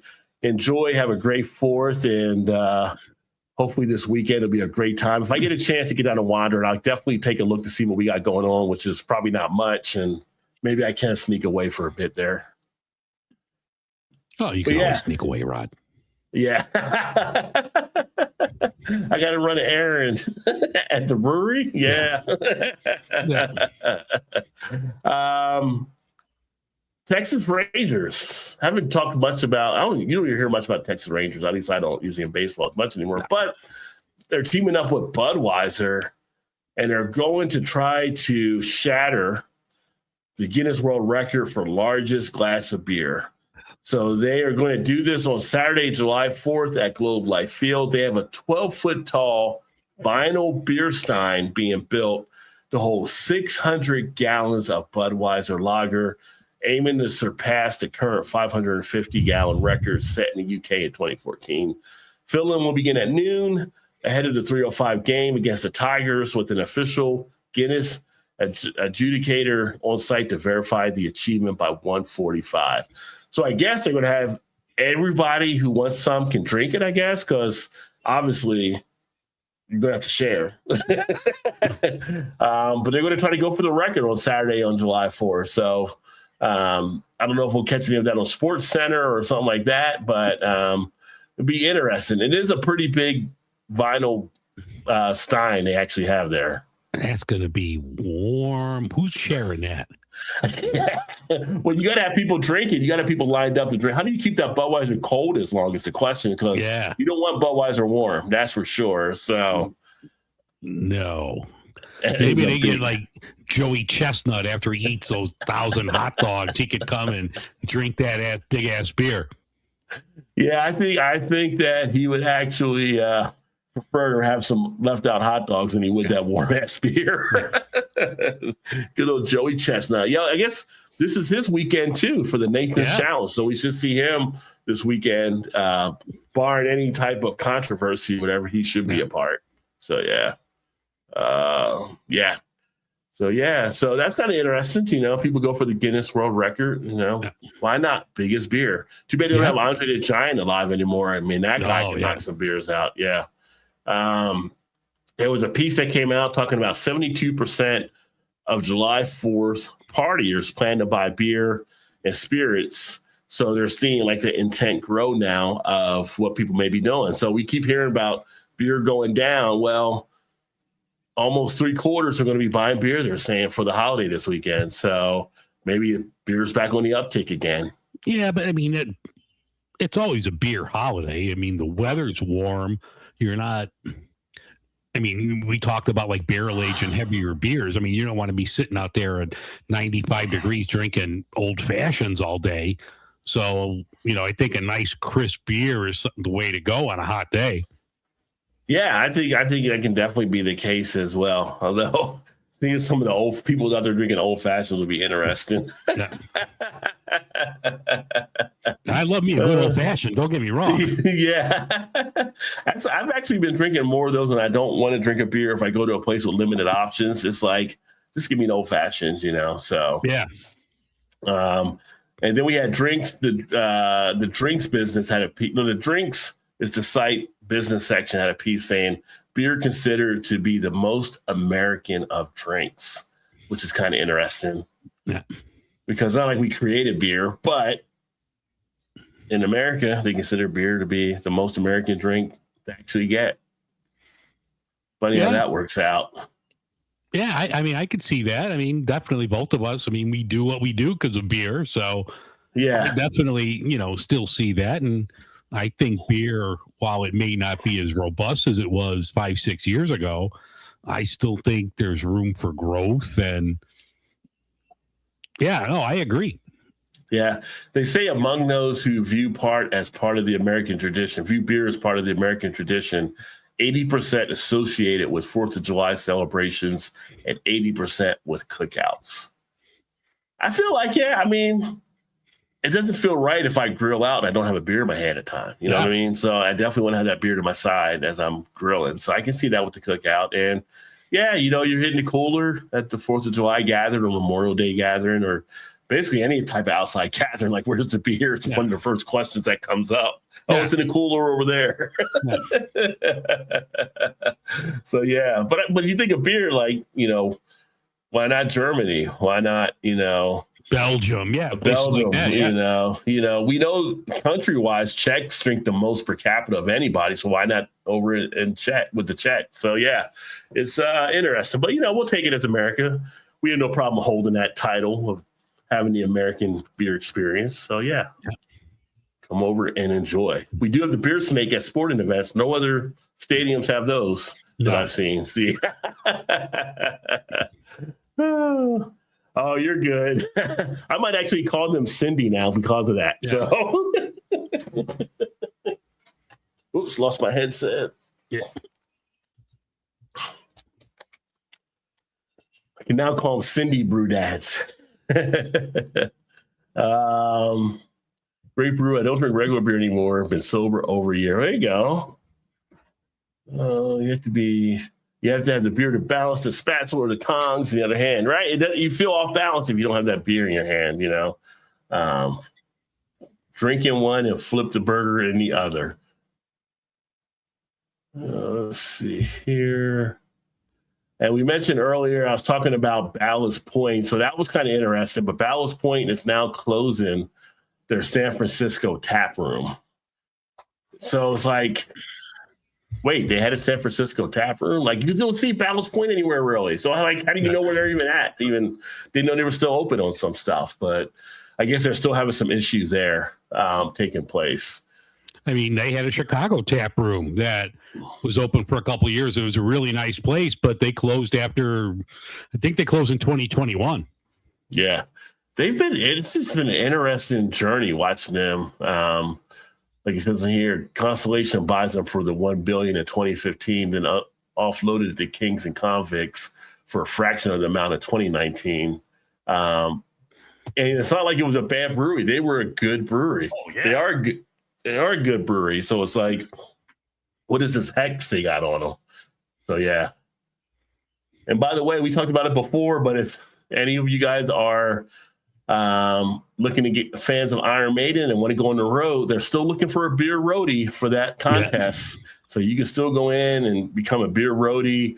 You know, obviously Iron Maiden does the Trooper beer. Lagunitas is making a beer for them now, but you get to travel with the band here in the States for a month and pretty much be in charge of the beer. So if you got some PTO time, there you go. And you would do something, you might want to take that up there. Speaking of PTO, we got to get like on the Europe plan. All these people that are here for like a month for the World Cup, like how much time off do you have? I mean, these people are here for like a month, 6 weeks going to all these games. I'm like, oh, I need to get on your plan. Yeah. Well, got to remember, over in Europe, they do things differently than we do in the States. So, like in France, they don't really have sick days. It's like if you're sick, you just tell them. They're like, okay, you stay home.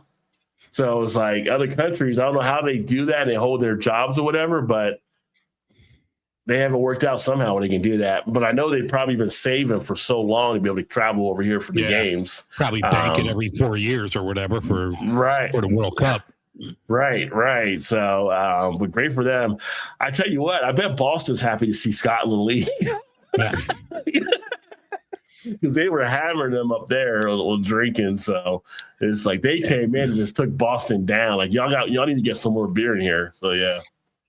You know, there was even like the fan group, they put up like a billboard or something, you know, thanking Boston for their hospitality. And it's like, you know, thanking the bars. So, you know, it just seems like, you know, it's not here. It's not in Cincinnati. It's not in Chicago this time, but it just seems like it's a fun time just seeing all these videos. Like the fans of England went to an Atlanta Braves game yesterday and they took over like the outfield.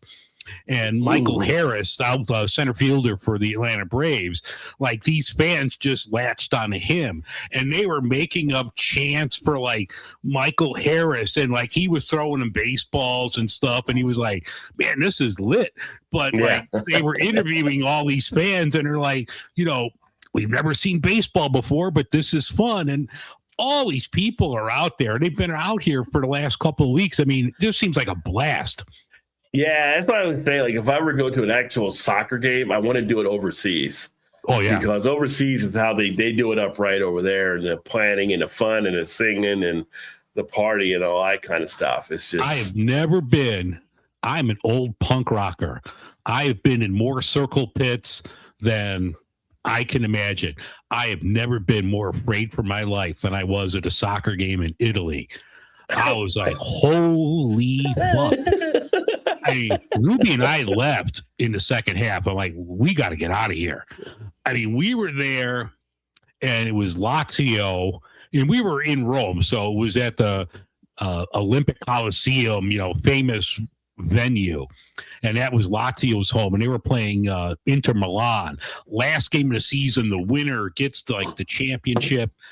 So Ruby bought the ticket. She's like, oh, we got us in the super fan section. These motherfuckers still want Mussolini back. These people are like hardcore fascists. I got knocked on my ass. It wasn't like deliberately, but like everybody was cheering. Lazio scored a goal. I got knocked down. And like I get up and I'm like, there's more of them than there is of me. Oh, it's all right. We're good, bro. We're good. It's all right. That's some hardcore shit right there, but it was fun. Yeah. It gets a little crazy over there, and it would just be a great experience to actually go over there. But I'm glad that people are having fun coming over here, kind of seeing some of the stuff, and you know, just seeing the delight. Just again, watching some of the videos of the people's expressions when they first encounter, as we talked about earlier, like a Waffle House or something like that. Yeah. Just seeing the stuff to hear, like. You know, they were showing other videos. People talking about how sad they were going to be when they get back home because they can't get into stuff they've been having and stuff. Yeah. It's kind of crazy, but yeah, it's been a pretty good experience. So it's been kind of nice to just see all that stuff happening. So yeah, the best decision made has some great. They do have some great craft ones out in Arizona. I know Joe D. He actually does stuff from out in Arizona for his channel, and they always got some good beers and stuff they're talking about. Yeah. So, but for you, Metal, the NA beer, not the worst time ever to be drinking NA beer, because NA beer options are great that they're coming out with. And what was the one that you said you had, Dave? I was trying to remember. You were going. Was it Brew? Best Day, Brew Day. Best Day. Yeah, Best Day is really good. Like all of their stuff is really good. They have like a lager mix pack out now that was really good. Nice, crisp, refreshing lagers. Like their biggest one is a Galaxy Ripple, somebody else. But they have like a nice like IPA that's really good. Like I think Best Day and Go right now are my like pound for pound best NA breweries out there. They put out some killer stuff. Yeah. So I don't know if you've had them, Metal, but that might be something to check into. And I do like Go. In fact, I'm going to be ordering some Go Brewing beers here the next couple of weeks to get some more of their stuff on hand. Because like during the course of the week and things like that, I don't always want to drink a beer either. So an NA option always works out well too. So definitely some good stuff to take a look at. And Ryan said, Dave, how are you scared? Don't you go to Soldier Field? Soldier Field's fine. Yeah. Soldier Field's nothing compared to Lazio. Oh, dude. Yeah. Soldier Field's fine. Oh, one time I was at a Bears-Lions game, and this is back in the day. Barry Sanders was my guy. Barry Sanders was my guy. It's like 2 minutes into the game, and there's fights in the stands between Lions and Bears fans. And then, like, Barry Sanders just rips off this 50-yard run. You know, only Barry Sanders makes run like this. You know, he shook people out of their jock straps. And, like, I was happy because he was on my fantasy football team. And this Bear fan's, like, ready to give me shit. I'm like, dude, he's on my fantasy team. He's like, oh, okay, you're good. You're good. Yeah. I want the Bears to win, but I need Barry to score right now. Yeah. Yeah. It is funny when you do the fantasy stuff, how it does divide you and stuff like that and everything. And people are like, I thought you were rooting for our team. Oh, I am, but I need him to cash in for me.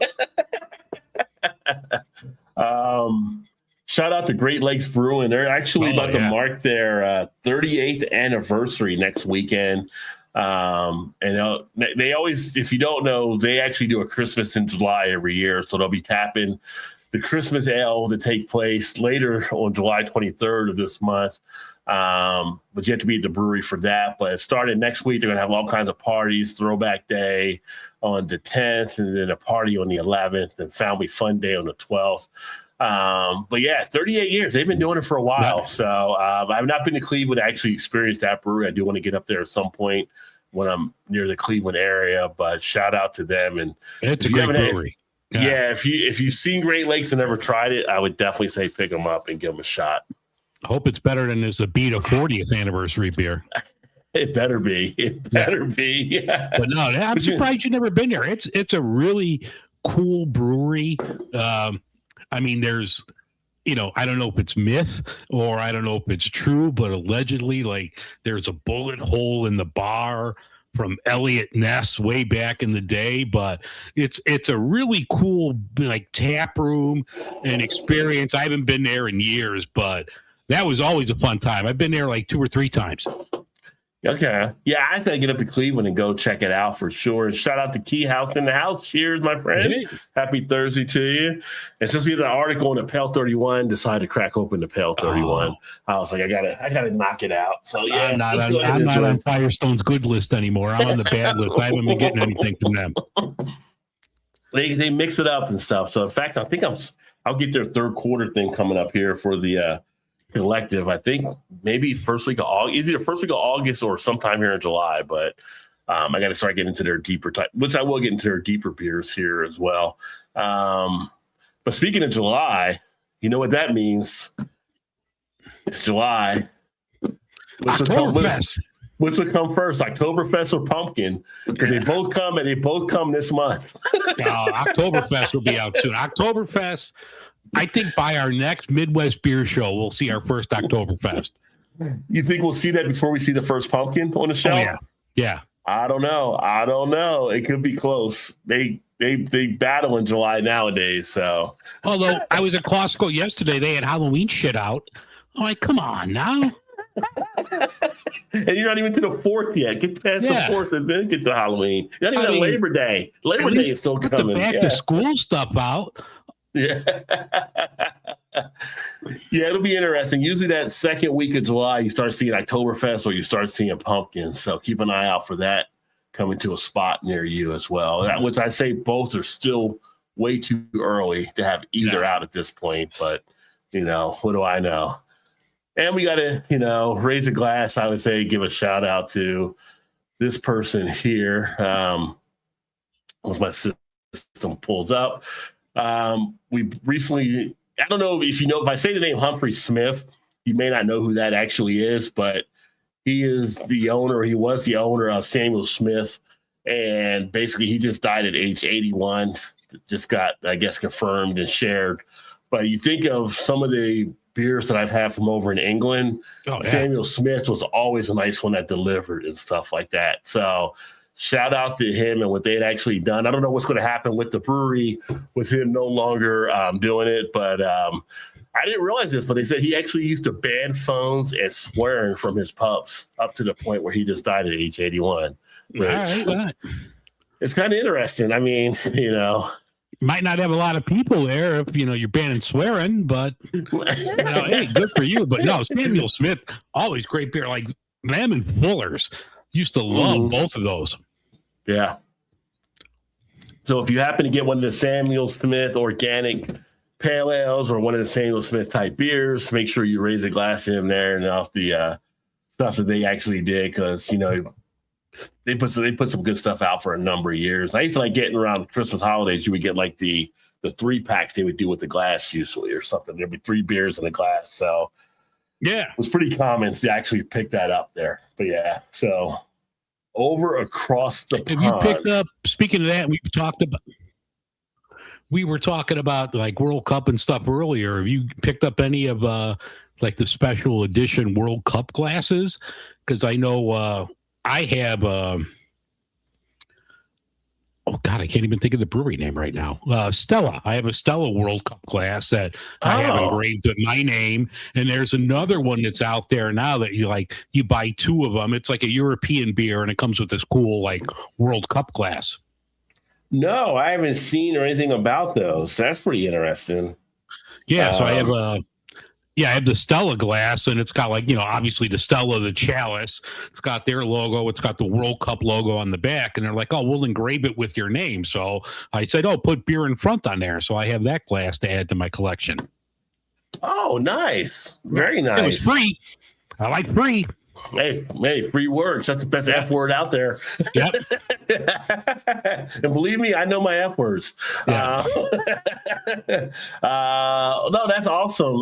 Porch Beers USA on Instagram. Yeah, we're connected there. Yeah, let me know for Oktoberfest. I always said Oktoberfest, so shoot me a message on YouTube or on Instagram or whatever. I'd definitely love to connect. I'm always want to connect with all the other beer people out there, the influencers and tubers and grammars and all that stuff. And then Dave also when he passed to Chicago at the end of October. Definitely. Yeah, let me know. I mean, there's plenty of great spots here. Yeah. I think Jungle Gym's often at Samuel Smith. Yeah, they usually do have the Samuel Smith gift set over at Jungle Gym. So I've gotten that in the past. Breweries here doing special World Cup flights. Madtree and Braxton, yes. Doing those. Yep. I haven't been, it's so funny. Like I've not been to Madtree, but once since being back, and it's like just 10 minutes from me. I need to get over there and do some stuff. So get something set up and see what's happening. And then, we were talking about non-alcoholic beer. There was just a thing that came out from Food and Wine. And in a competition, this was ranked as the #1 non-alcoholic beer, which happened to be the one that Dave mentioned, Best Day Brewing, and their Wild American Pilsner was named Best in Show at the inaugural North American Non-Alcoholic Cup, earning the competition's top honor after blind judging of more than 100 non-alcoholic beverages. I mean, it's a solid beer. the founder and owner of Best Day, Tate Hufford. I talked to him a couple months ago on the show, and this was like right as that was coming out. And, you know, we were talking like a lot of these NA beers are hazies. And, you know, I was talking to him like you could hide a lot. You could hide a lot of problems behind hops, but with the Pilsner, it's there. It's either good or it's not. And they did a great job on that. So no, I wholeheartedly agree. Like if you're looking for a non-alcoholic beer, their Wild American Pilsner is something to pick up. Like it's something I would drink on its own. It doesn't matter if it's NA or not. It's just a solid beer. Yeah. I need to try that one. They got best in show. It also got double gold for lager beer for the category. All right. We have Philward Brewing Company get best fruited beer with a double gold with their day money. We have Big Grove Brewery get gold for their best hoppy beer for their Zero Eddy. You had Deschutes with the Black Butte non-alcoholic. Yeah. They got a bronze for dark beer. And that tied with Fremont Brewing, who got that for their NA dark. You also had Go Brewing, as we talk about, which we've always, both of us have said our favorite is kind of new school with the Go. And that won gold for best sour beer. Sunsip from Pure Project won silver for best miscellaneous. Pure Project puts out some good stuff too. Yeah. And Lucky Science Spirits, they got a silver tie for Spirit and Cocktail and Mocktail with their grapefruit cucumber thyme. And that sounds really good. That does sound good. And they tied with Marble Distilling for their peach jalapeno shrub, which also sounds good. I'm a jalapeno fan, so I would give that a go. And the Hop Water, Meanwhile Brewing, I don't know if you heard of them because I know you like the Hop Waters as well. They got a silver. So those were some of the notable people they listed here as winning. So like I said, the whole NA market has changed from what it used to be. Like, especially for us when we grew up. I mean, so many more options we have now compared to, what it was back in the 80s. So, yeah. So, if you're in the NA side, got a lot of great things happening. And then the other beer story we had out there, which is two things getting together, White Castle and Garage Beer teaming up for a limited edition summer slider kit. So the kit does not include cans of Garage Beer. The kit costs $67, but what the kit includes is 20 beer cheese sliders, 2 strawberry cheesecakes on a stick, 2 gooey butter cakes on a stick, White Castle and Garage Beer merchandise, and coupons for 12 free sliders from the freezer aisle. So at your grocery store where you get like 2 of the 6-packs, I would think. I don't know if the Garage Beer merchandise will then be able to be used to get the Garage Beer later on, but they're teaming up for a White Castle Garage Beer pack. So there you go. And if you happen to be going to... This better come with like a coupon for a roll of toilet paper. Bro, at least. And if you're planning, and I do know if you're planning to happen to go to the I'm still coming through. If you happen to go to the Travis Kelce or Travis Kelce and Taylor Swift wedding, Garage Beer is what's going to be served. Yeah. So yeah, Dave, you're the only one that can't hear me because my lights are still going through. All right. So yes, that's weird. It's cutting. They cut out or something there, but yeah, I'm good. Hey, Vanessa, welcome in, my friend. Happy Thursday to you. Hey, Vanessa. I know Vanessa's got some good stuff happening for July 4th. I got to give a shout out. I got to give a shout out to my boy, Devin Douglas. I try to bougie him up and call him Devon, but he's a big Garage Beer fan. He was doing his best to get Jason Kelce to run with the Bulls with him in Barcelona. So he's flying out tomorrow to run with the Bulls in Pamplona, Spain. So big Garage Beer fan. So big shout out to my boy Devin. So best of luck. Don't get gored. Stay away from the Bulls, maybe run on the side of the buildings because you don't want to mess with the Bulls. What was that? You mess with the Bulls, you're going to get the horns. Right. Well, if he's flying out, I guess he can't try to crash Taylor and Travis's wedding this weekend. What are we serving Rod's beer for all the guests and stuff? So, well, you got to realize too, it is a shadow, but that's because we had the original Ryan with Braxton. So when they sold it off there, let me see here. The wood-fired oven is complete. Oh, nice. And all the curing fires are complete. Tomorrow we do pizza. I made enough dough for 12 pizzas. Oh, Tenants. Yeah. I'm jealous looking at your pizza ovens over on Instagram, Vanessa. It's like, damn. Yeah. And hopefully you're all settled into the new house now because we haven't spoken a bit. So hopefully that's all well and done and all behind you there too. So, yeah. But as far as beer news, that's all the kind of the beer news stuff we kind of went through this last couple of weeks. But that also says wood fire oven build's been in construction and planning for a decade. Yeah, a decade of planning. I'll come over with the dough. I got a good beer dough recipe that I use when I make my pizzas. There you go. Let's see here. Oh, same house under my name now. Not home, not a renter. There you go. Yeah. That's awesome. Perfect. Yeah. Now, away from the beer stuff that we kind of done before we wrap up, because it is July 4th weekend, maybe a little this or that in a way. Burger or hot dog? You can't go wrong with either of them.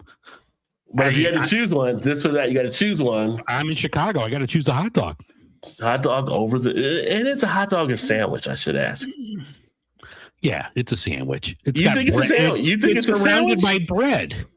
But it's a hot dog. It's not a sandwich. It's meat. It's surrounded by bread, and you have your toppings. You have your condiments, no ketchup. You have your relish, your onions, all of that. It's a sandwich. It's just an elongated sandwich. What is the Chicago thing with no ketchup? Is that like just something in the code of Chicago? Like, oh yeah, I made my niece cry. She was like 5 years old, and she moved from Dallas, and she came here, and I took her. I don't know where I took her to, a Super Dog or something. I'm like, no, you can't get it. We will throw your ass in jail. We will throw your little pasty white ass in jail. You cannot. And she was like crying because she couldn't get ketchup on a hot dog. That's a crime. Yeah. We put ketchup on a hot dog in the East, but it is what it is. Same ass chili on hot dogs too. No, chili, real chili, not the Cincinnati chili sauce. The real chili. There's a difference between the two. Potato salad or macaroni salad? I'm a potato salad guy. You're a potato salad guy? There's no raisins in mine, so I can be invited to the cookout. There's no raisins in my potato salad. I season my shit. No raisins. I'm good. Oh, let me see here. Come on over next to the Bradley. Yeah, you fly right into Bradley. She's right there. So you come visit Vanessa. Ryan has that burger for him. Both. I always make both sacrifices, but you got to choose one. Yeah. You have to choose one. Yeah. I mean, I eat both. She says hot dog is a sandwich. Yeah. Hamburger is a sandwich. Or grilled cheese is a sandwich. She's saying, I mean, it's on a bun. It's on bread. It's between two pieces of bread. Yeah. If a Philly cheesesteak is a sandwich, so is a hot dog. Well, see, we don't consider a Philly cheesesteak actually a sandwich. For us that grow up outside in Philly or outside Philly, we don't call it a sandwich. It's a Philly cheesesteak. That's it. Yeah. We just kind of leave it like that. And there's a difference between a Philly cheesesteak and like a Philly hoagie. There's rules to the game. That's all I can say. Yeah, we got a place here that flies in the bread from Philly. Okay. This place by us, like they're legit Philly. Like they fly in the bread from Philadelphia to make their cheesesteaks. And, I brought it to my one buddy at work. I said, this is the place I go to. And he was like looking at their website. He's like, Mr. Philly, he's like the Philly fanatic. And he's like, oh, wait, I think the bread company's like Omarosa or something like that. And he was like, yeah. Oh, shit. No, that's legit. That's like a legit Philly cheesesteak right there. Yeah. It's just but my macaroni salad is good. Okay. Every topping is a good topping, Vanessa says.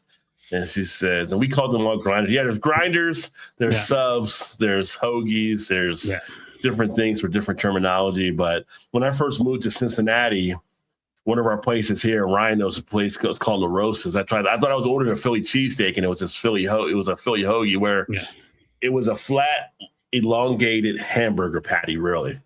Like, this isn't a cheesesteak. Like, it's false advertising. So, and that was before I found out about Cincinnati chili. Like, what are y'all doing around here? Yeah.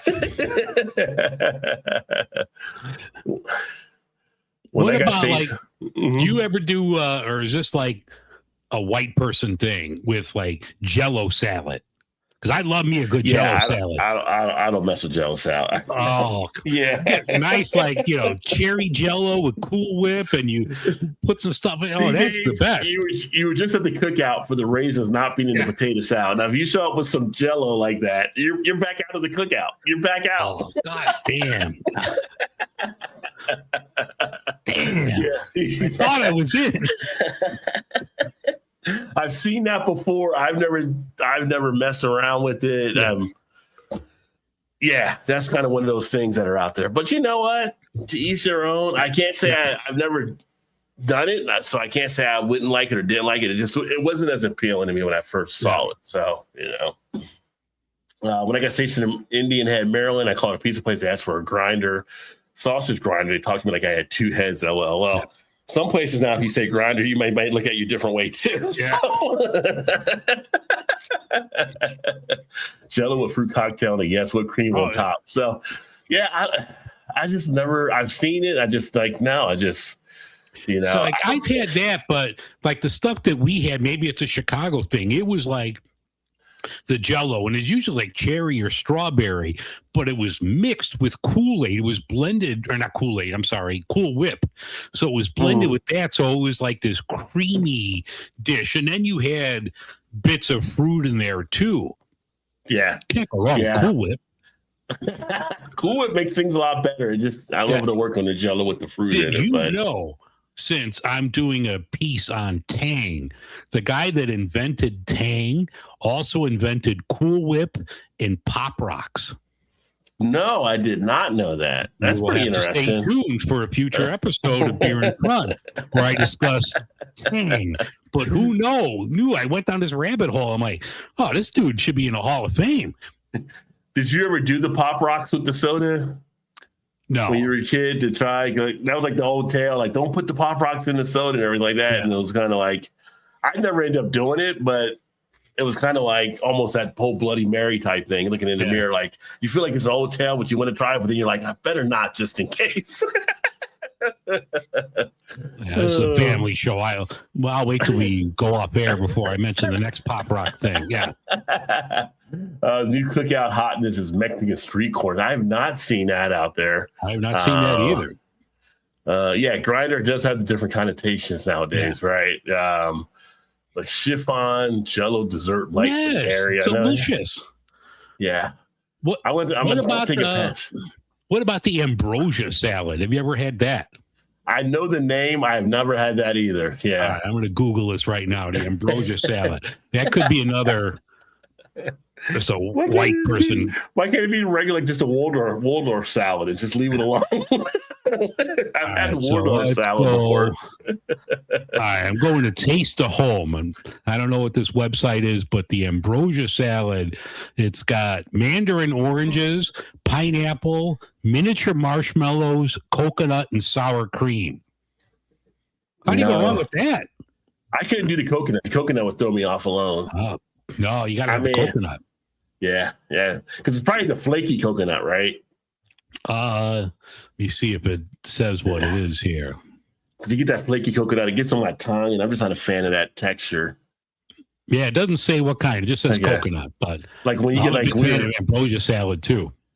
When we were like kids and they have like the cake, and it'd be the icing, and they had the coconut flakes on it. It would like ruin it for me every time. Like, I just have to eat the inside and leave the icing off. Pop Rocks in your mouth and add the soda. That was one way you can kind of do that there. Did they tell us Mikey died by Pop Rocks? I think at one point when we were kids. They tried to scare us with that one. Yeah. Corn straight, grilled corn. So yeah, I like the corn in the hugs. That's the other one too. Better better side item, grilled corn or like savory baked beans, like with the brisket and stuff in it? I'm going with the corn. Going with the corn? Go with the corn? Yeah. A good thing with baked beans though, with if you got like the brisket and stuff melted into it and it has that like molasses in there. Ooh, yeah.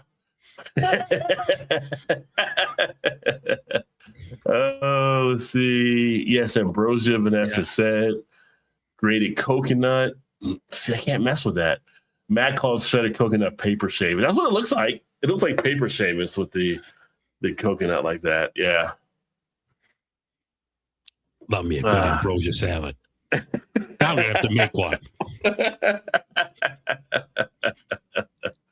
When's the ambrosia salad barrel-aged IPA? We got all these variants out. Who's coming out with the ambrosia salad barrel-aged? Yeah.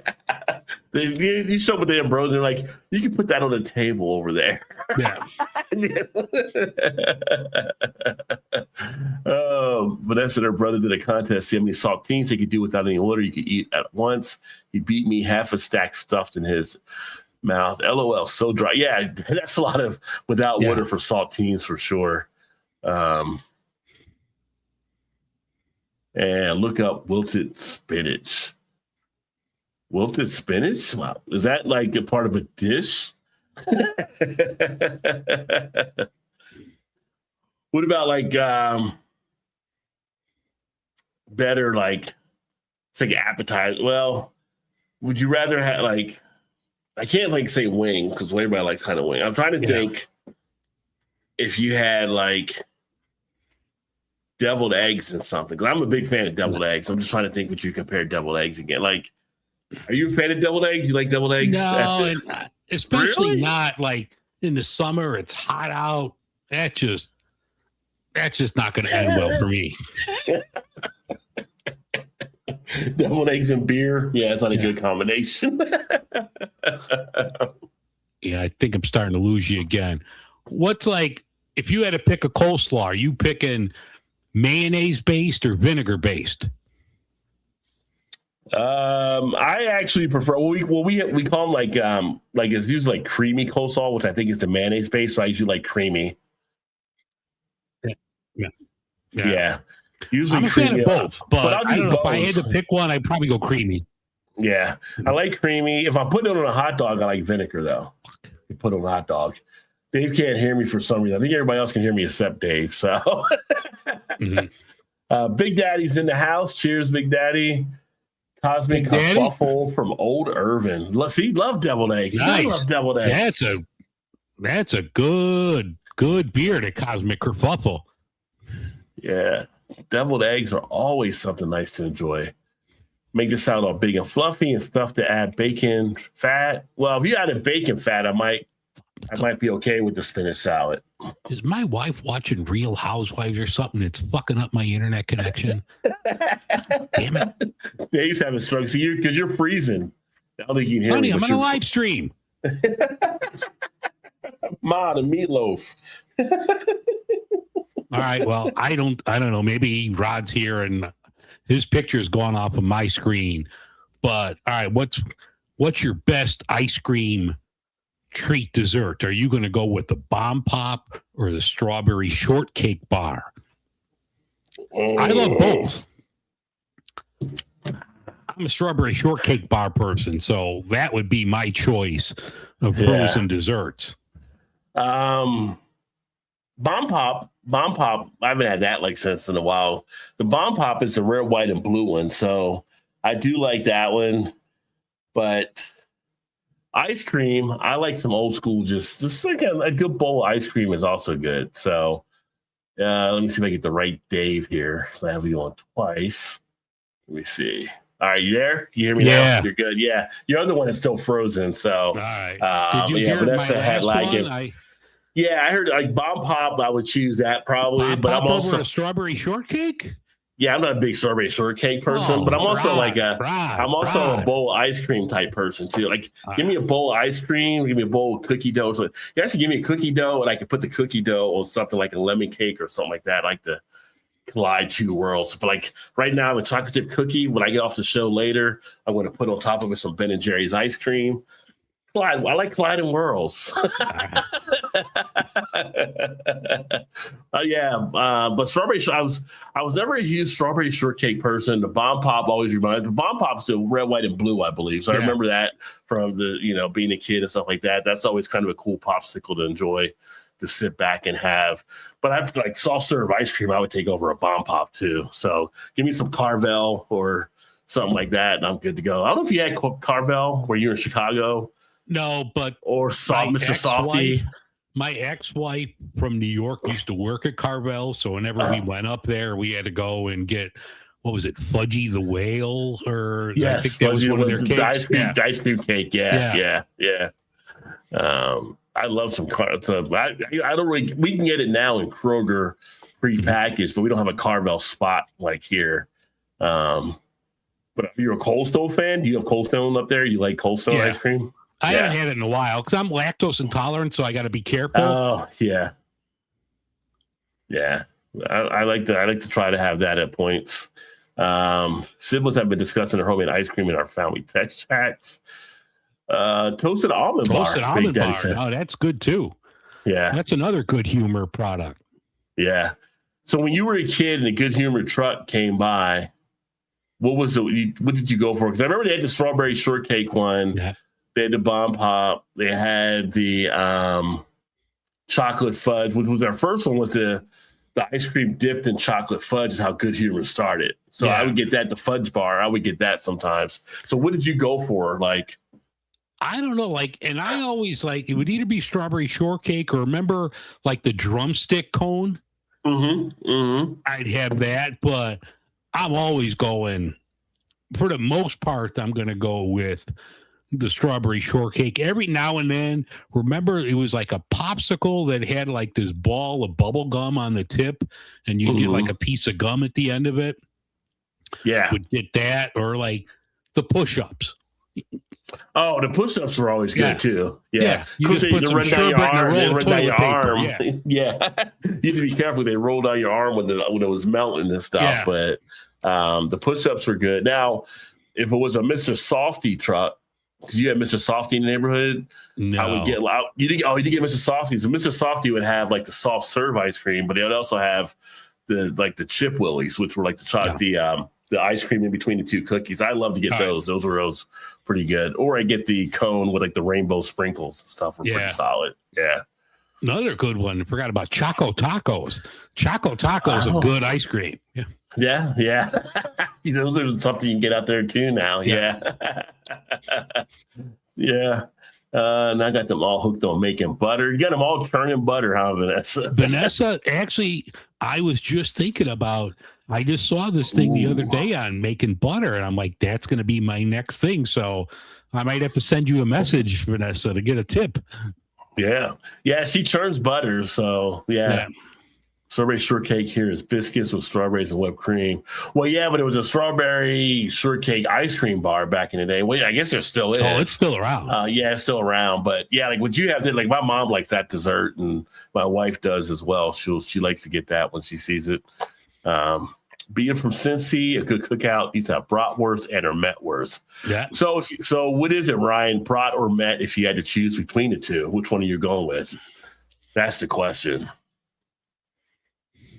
Cold Stone was always fun. Yeah. Remember Cold Stone used to make people sing when you like left a tip? I used to feel so bad for those kids. Like somebody did a tip and they had to go do their Cold Stone song or whatever. Yeah.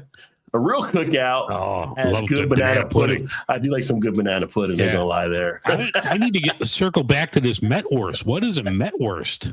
It's like a sausage. So you have met and you have brat. Like you'll see that like at, you can buy it in our store, but like they're real popular, like with Oktoberfest and the different festivals. So it's like a fatter sausage rather than a hot dog and stuff. Okay. I like the met. Like we have some that are jalapeno metwurst, so I like the spice when we can actually do that. But it's basically a big sausage, kind of like you think of an Italian sausage sandwich up there, kind of like that. But it's like a hot dog roll. So yeah. Like, do you guys have I think they're called here torpedoes, where it's Italian sausage, but it's like it's loose, but it's shaped into like a burger. So you would cook it like on a flat top or a grill, like a burger, and would just have it on the round bun with, whatever your condiments are. But those are always good too. No, I haven't seen those before. That's interesting. Yeah. Vanessa went to the dairy bar. They closed a couple of decades ago. You could get a 12 scoop, son. I don't know how you would finish a 12 scoops. I mean, obviously you can, but I'm like, that's 12 scoops is a lot of ice cream. Yeah. That's asking Wilford Brimley to show up too. Yeah. It came across my feed for the recipe for chocolate tacos. Oh, interesting. That algorithm can get kind of crazy. Yeah. Heavy cream. Showed my younger sister how one night with the butter. They're now hooked on making fresh breads too. Yeah, I mean, like I said, that's why we always said if something went bad, we went to Vanessa's house because Vanessa's going to know how to keep us all alive. Yeah. So if for y'all watching or y'all listening back, if the zombie apocalypse hits, find us at Vanessa's house. Airport code is BDL right there. Yeah, right there. I would add a 20 in the Cold Stone tip bucket. That would get him to sing for a while if you gave him a 20. Yeah. Probably go for bratwurst unless the Metwurst is spicy. Yeah, see, I like the spicy Metwurst. Yeah, Big Daddy's like Metwurst. Like he's there with you in Chicago. Yeah. Everything sausages. Oh, yeah. Everything. Yeah. I miss the oldest sausage maker in the Bronx.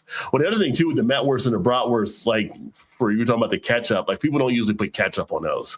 Usually it's like mustard, kraut. Who puts ketchup on a sausage? That's what I'm saying. They don't usually put ketchup on that one. You have less people. Well, but you have people put ketchup on a hot dog, but not on like a Met or a brat. If I saw anybody put ketchup on a brat, you would have to lock me up. Even during our German festivals, the currywurst.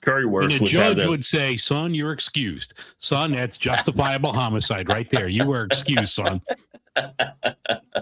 Oh, when I was younger, would choose the Choco Tacos. Choco Tacos, yeah. That's what she would go with. Ice cream filled, dipped in crunchy chocolate. The wood-fired oven was 400 degrees this morning when I went to do the last full fire. Okay, so it was still cooling down. Wow. Yeah. Always got a Choco Taco on my Taco Bell order before they stopped. So I didn't know they stole them at Taco Bell for a period. Yeah. I mean, when did I see one? Like maybe it was Aldi or something, but I'm like, oh, Choco Taco still. That's a premium ice cream right there. Yeah. It's funny. Once in a while, we'll show like the younger person, the old salad bar from like Wendy's back in the day. Like, what is that? And it's like, oh, that's the salad bar. At Wendy's? Yeah, Wendy's used to have a salad bar back in the people tore that salad bar up too. Yeah. And they even have the chili on the salad bar. Yeah. Well, even like the grocery stores before COVID, like they would have it. Now you just haven't seen them anymore. Yeah. And Pizza Hut, people would go to family nights at Pizza Hut when they'd have their salad bar and stuff like that. Yeah. Calabria pork store, Bronx hanging sausages, all kinds of other Raptors. Yeah. Yeah, that's when you get a true butcher shop, right? You've seen that kind of stuff. Philly was that way with some of their spots and stuff. Like growing up as a kid, my mom would always go to the butcher, like to get the meats. When we were younger. Grab one last beer here. Okay. Yeah, some good foods from back in the day for sure.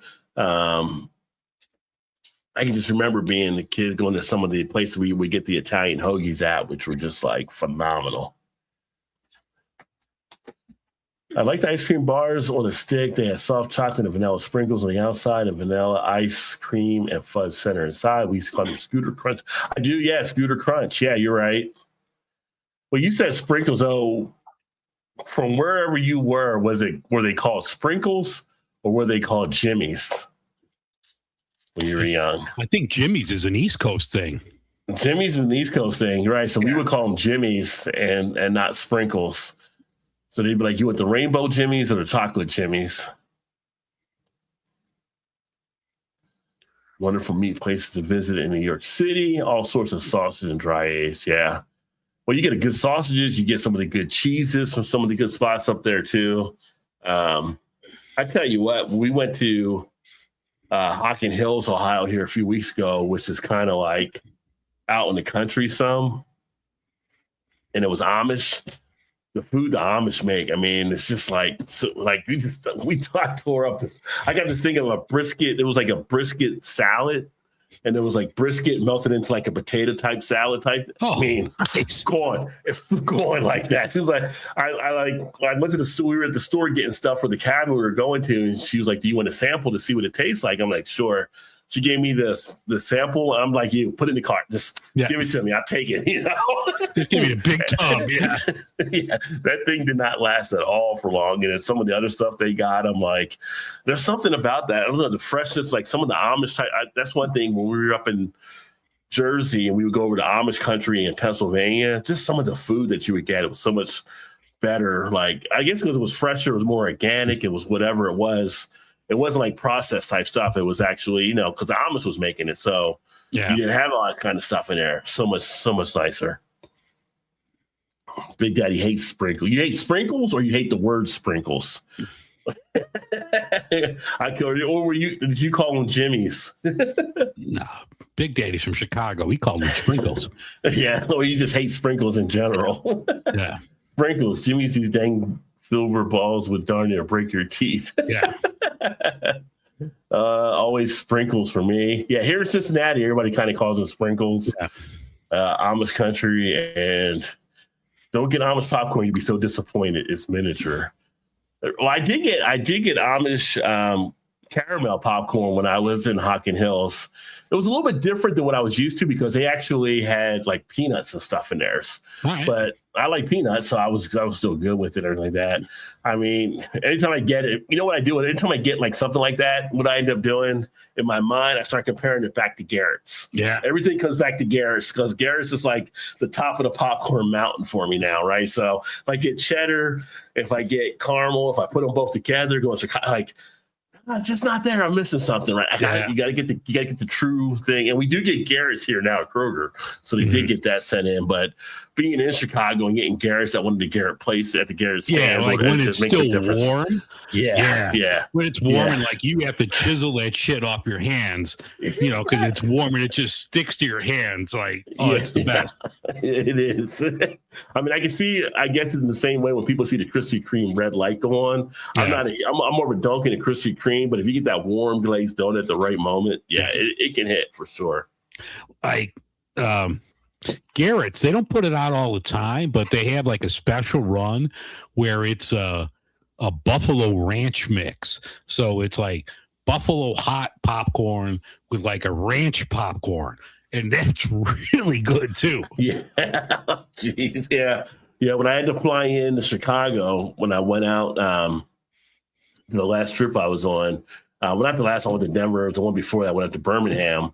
And the only thing I went to Midway, so I wasn't at your airport. But as soon as I got in walking through to go to the connecting flight, there's a Garrett's stand there. Automatic. Stop at Garrett's. I need some Garrett's popcorn. And it was right out when it was nice and warm and stuff. Yeah. One type pops like Perfect Spears. Talking about the almost pops like Perfect Spears. Talking about the popcorn. Hey, what's up, Sam? Cheers, my friend. Hey, cheers. Happy Friday to you, because Sam's like, I don't know, 15, 16 hours ahead of us. I can't remember because he's down under. Always great to see you, buddy. Krispy Kreme side, yes, great fun. Yeah. Texas. Krispy Kreme, like I said, I'm more of a Dunkin' person, but if I happen to go and get the warm donut, it's definitely a delight to get for sure. So, I mean, who doesn't like warm gooiness? I don't know. Have you ever been to, I think we talked about this before, at this or one of your other shows. You ever been to Maine and have the potato donuts? No, I haven't been to Maine and had the potato donuts. No. Those are good. They're like 5 pounds. These things are like dense, but they were outstanding. Yeah. It was like a maple bacon topping on this thing. I mean, like you were full for hours after this donut. Yeah. We had a place here. They closed the location near me. I don't know if they're still doing it, but it's called Holtman Donuts. And they made a maple bacon donut that was just melt in your mouth, you know, just so good when you actually got that. I miss that place not being there. That's my Achilles heel. I'm a sucker for like the sweets, you know. Doc says, cut the sweets. I'm like, well, okay. If you think I should cut it in half and eat it that way, I will. Yeah. 103 today, 60 something humidity. Yeah, 103 temperature, or was that at 103 feeling like 103? I mean, it might have been 103 temperature. It might have been feeling heavier. Hot. Yeah, It's hot. Because we were like 95 and feeling like over 100. I know. Mariano's cheese popcorn blows away Garrett's. Oh, you didn't tell me about this one, Dave. You know what? They're not super in cheesy. every one. Like, I don't know, Big Daddy. I know, like, they have it at the one, like, right off of Cumberland there. I think they have the popcorn popper, but, like, the one closest to me, they don't. So I've never picked it up, but I'll have to stop at the Cumberland and pick some up. Yeah, maybe that could be another show topic right there. Yeah. Get a showdown between Mariano's and Garrett's, you know. And I'm a big Nuts on Clark fan. Like, they have those at the airports too. Nuts on Clark has like the Garrett's mix, the caramel cheese. Don't sleep on Nuts on Clark because it's not as greasy as the Garrett's. So that's really good. So we might have to do like a popcorn test here. There you go. I got the Nuts on Clark and I have Garrett's at O'Hare, and they give us discounts. So I get 15% off because I'm an employee. Then I'll just have to hit Mariano's on the way home and do a side by side. There you go. I like it. Stay tuned for that episode coming, folks. But that's a potato donut. So I think she's actually had those, like potato bread. I do like potato rolls. I've had potato buns. I've had potato buns and stuff I use for burgers before, which are good. Only one location, I think. Okay, yeah. I don't know how many operations they had or many branches. I know they had the one in OTR as well. But if they're still around, I definitely give them a shot. Chicago mixed popcorn with the cheddar and caramel is one of my favorite. Yeah, Chicago style, baby. Yeah. Cheese popcorn, nice. Each remake caramel popcorn balls growing up. Oh, yeah. Popcorn balls are the best. Yeah. And Arizona in the house. Cheers, my friend. Hope you've been doing well. It's been a while. So, Arizona knows some of the stuff. Up in Columbus, I was actually about to say there's a place in Columbus where Arizona used to be at. Now he's in Arizona. But I've been seeing online where they've got like this brownie type place, and you get 4 brownies. I don't know what the price is, but these brownies are like £1 each. And there's different types. They're basically, crumble cookie. Yeah. This is like a crumble for brownies. All right. And it's just like crazy. And what they actually put on some of the toppings on this stuff. So I'm like, I hope I never find that place, because then I'm pretty much just move me to the 5X aisle or something, because I won't be able to stop. No, brioche buns last month came out. I love some brioche buns. Yeah. It's that nice little feel to them when you have those for burgers. But now I'm going to be all hungry again. So. Yeah. Nessa, I don't know if you follow him. He's a Chicago guy, beer guy, Bounded by Buns.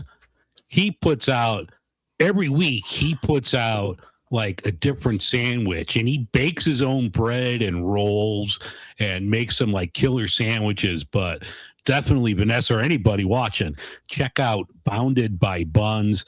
Guy's name is Jonathan. I mean, I found some really good stuff off of there. I make my focaccia bread off of his recipe. His stuff's really good. Focaccia. Yeah. Do like some focaccia bread too. Bread is just good. I mean,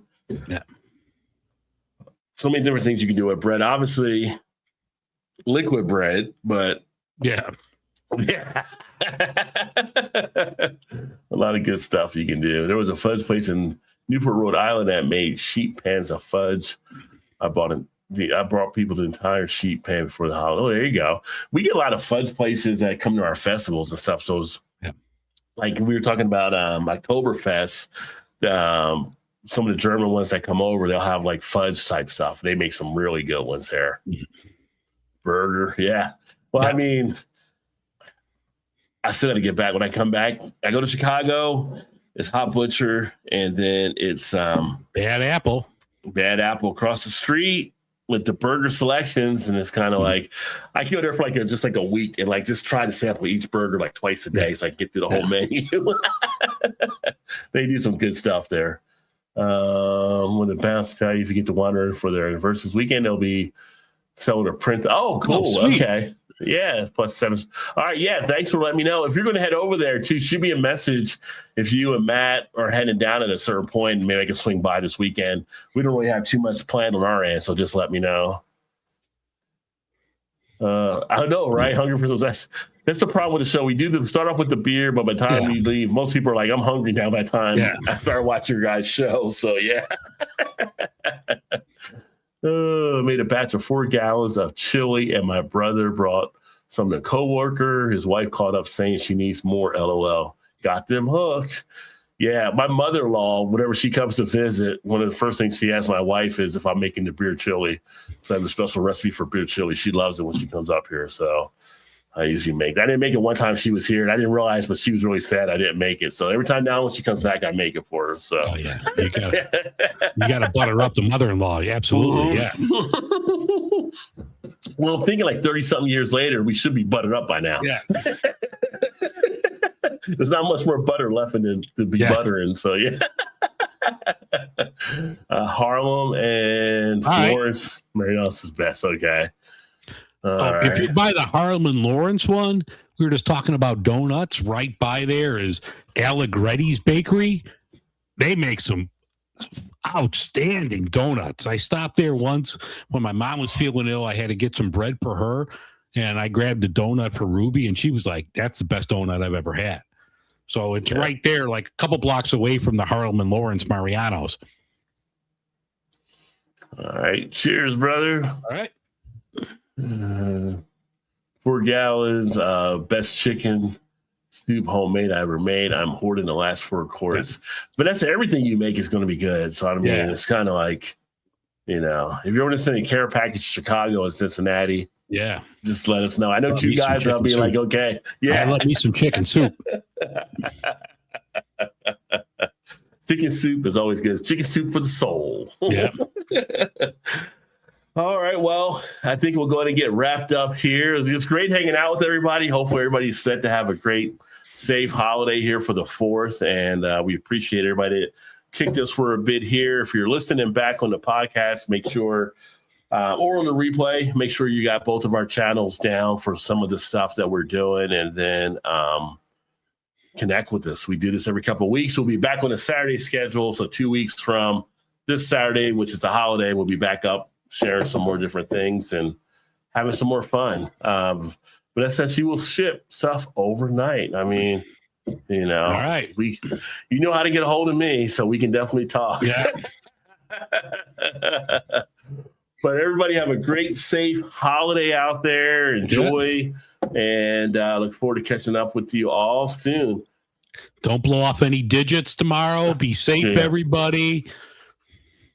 Yeah, safety. Remember that. And if you have pets, always make sure to check on the pets because of the fireworks. If you have also friends in the neighborhood, former service, military, some of this can be a little shock for them for PTSD on stuff. So make sure you check on those neighbors and stuff as well, and just have a great time as best you can.